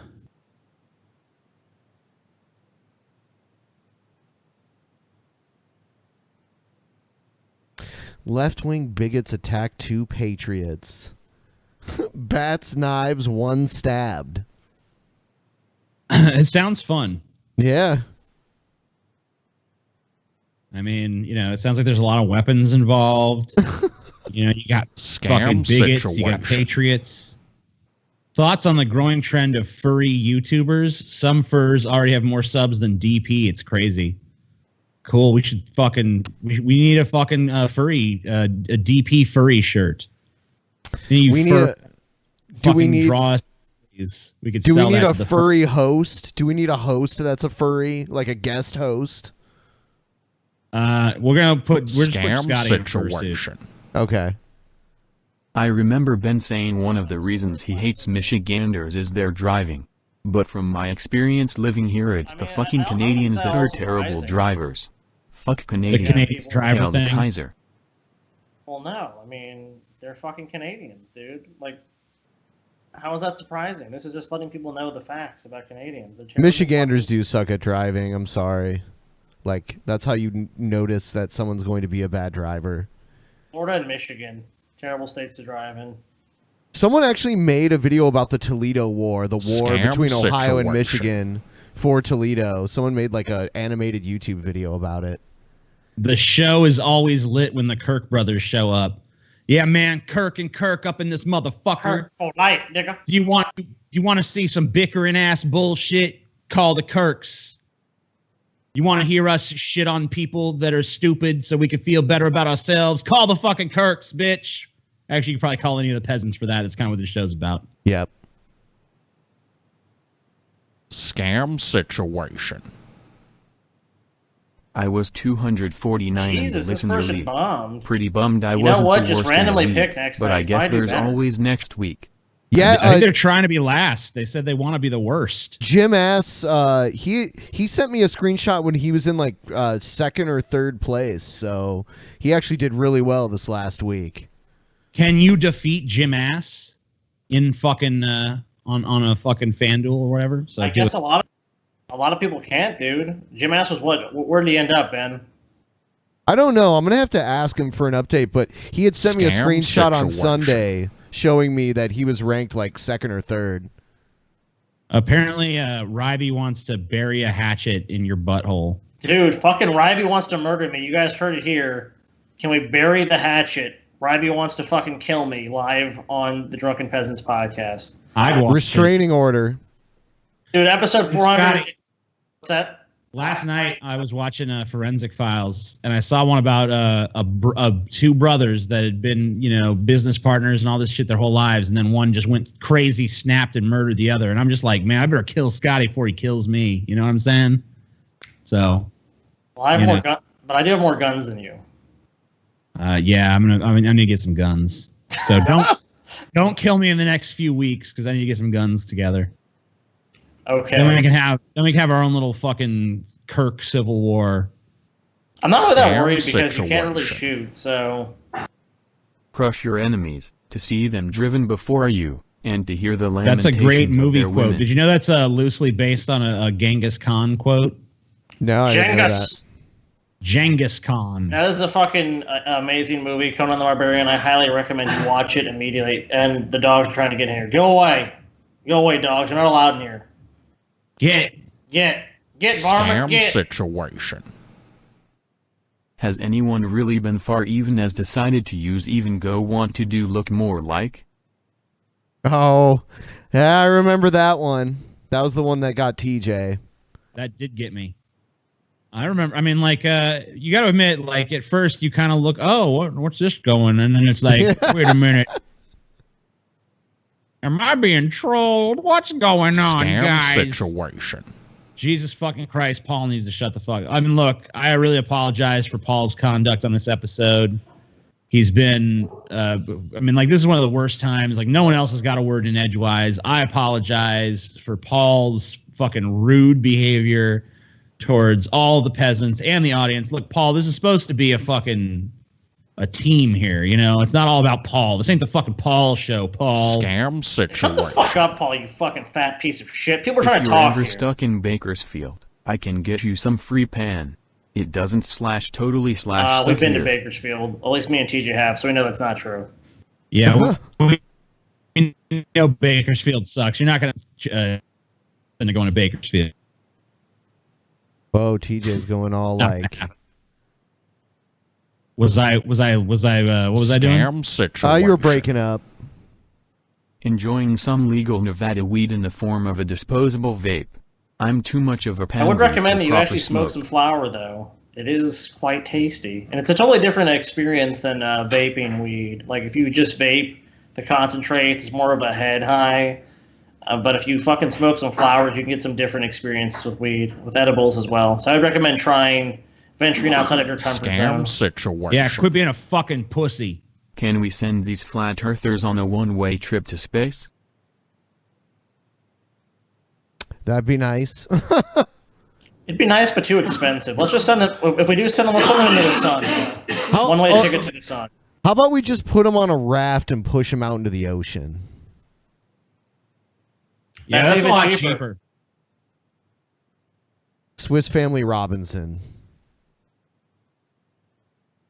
I want to be a flat mooner, dude. Scam the moon is flat. situation.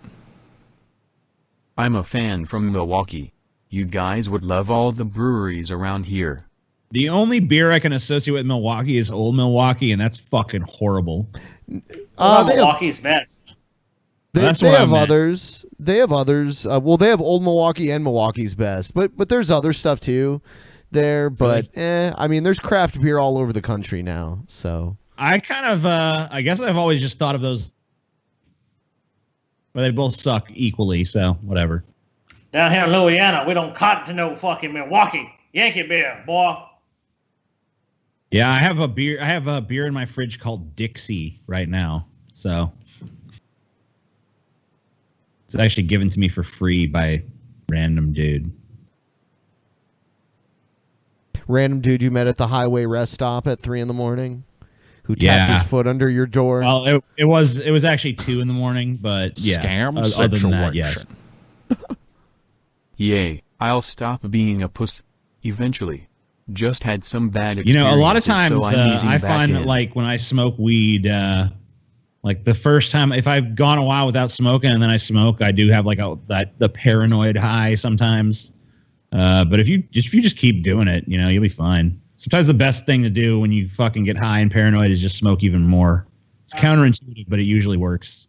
That's really great. TJ is ultra paranoid, so if he gets really high, like knocking on like the outside door will get him really fucking freaked out. There you go. There you go. TJ saw it and it sucked. Anal discharge. Pennywise reminded me of an inbred Juggalo, and the scene with all the kids in the underwear was real weird. Pretty sure that scene was made for Onision. Heard he loves redheads. That scene was just that scene was stolen from other movies. I mean, I've seen several movies that have that exact same fucking scene. Can't think of exactly what yet, but it was faithful to the source material and great. You are an asshole. CGI was on point. Okay. You are not allowed to have opinion contrary to mine. Fuck you. All right. For those people who want me to make a concession on the It movie, I will admit this: it fucking sucked. You will admit that? Thanks for finally coming clean with that. I will admit the movie did in fact suck donkey dick. Thank you. All right, look, I mean, as much as I've made fun of Bill Skarsgård's performance as Pennywise, it was all deserved. He sucked. When does the next Star Wars come out? Like the next in the chronology? December. Yeah. I don't know, dude. New Star Wars every fucking year now. That's the new rule. Yeah. Which a lot of people are like, that destroys the magic of Star Wars. But I'm like, whatever. I think it does. The magic was already destroyed and raped when fucking Jar Jar Binks first appeared on a screen somewhere. So you might as well just turn it into a product. Because look, some of them will be good, some will be bad. Is any of them probably ever going to fucking equal, the classic fucking movies? No, probably not. Well, you're never gonna have the novelty factor again. Yeah, I mean, like, you can't make Star Wars original again. Now it's an established thing and whatever, It's just like the Marvel universe. Just set a bunch of shit in it if you want. Because, there's plenty of fucking things you could do with that universe. I don't fucking mind. Just wrap up this story with the original people and then start fucking exploring some new facets of the Star Wars universe, for fuck's sake. Stop. We don't want...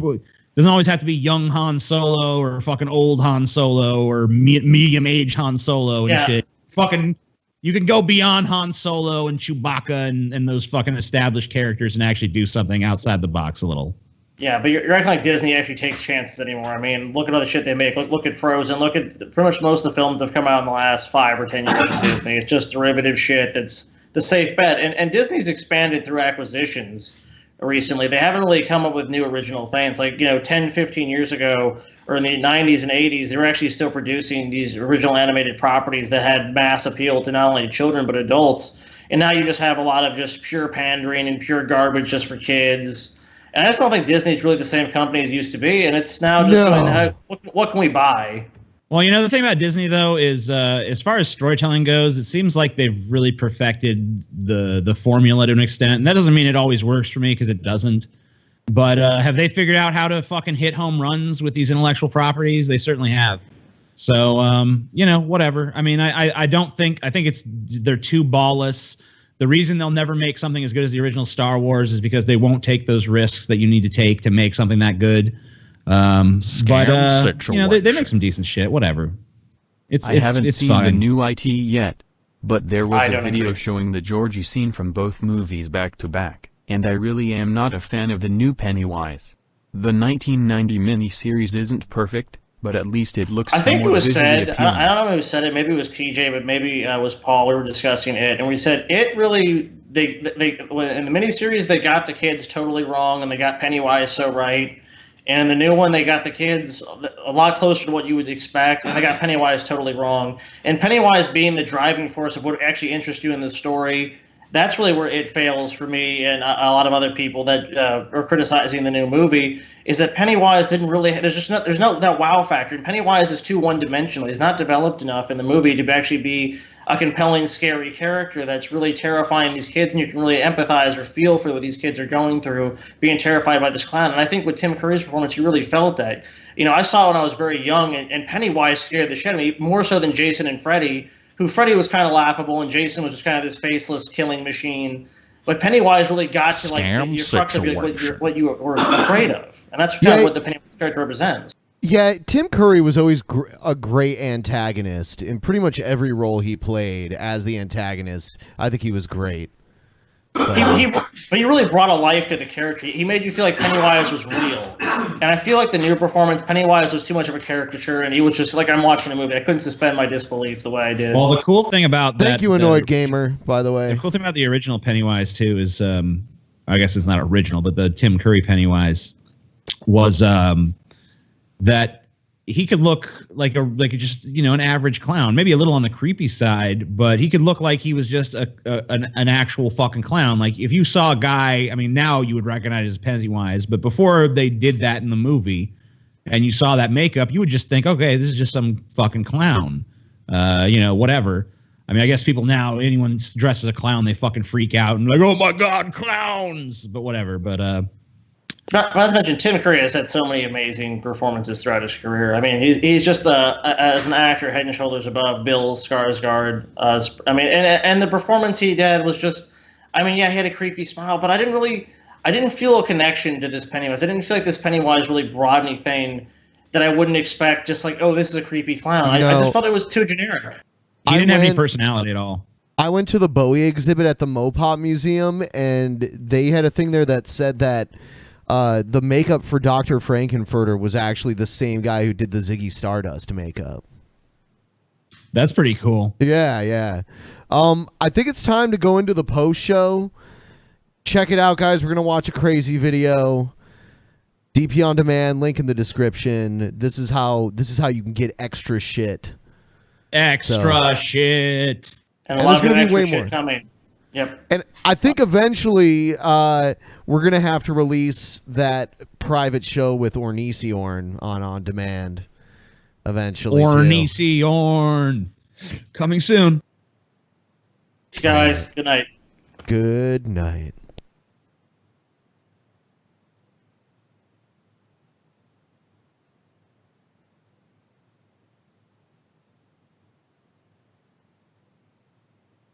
No more long lineups or complicated salary caps. Fantasy sports just got a whole lot easier to play and win with the hottest games by Dober.Games. Create at least 3 matchups and you're good to go.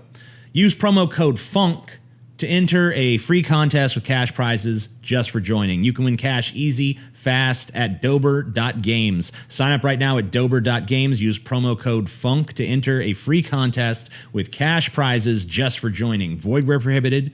See site for restrictions. Must be of legal age in your state or area. Fantasy sports just got a whole lot easier to play.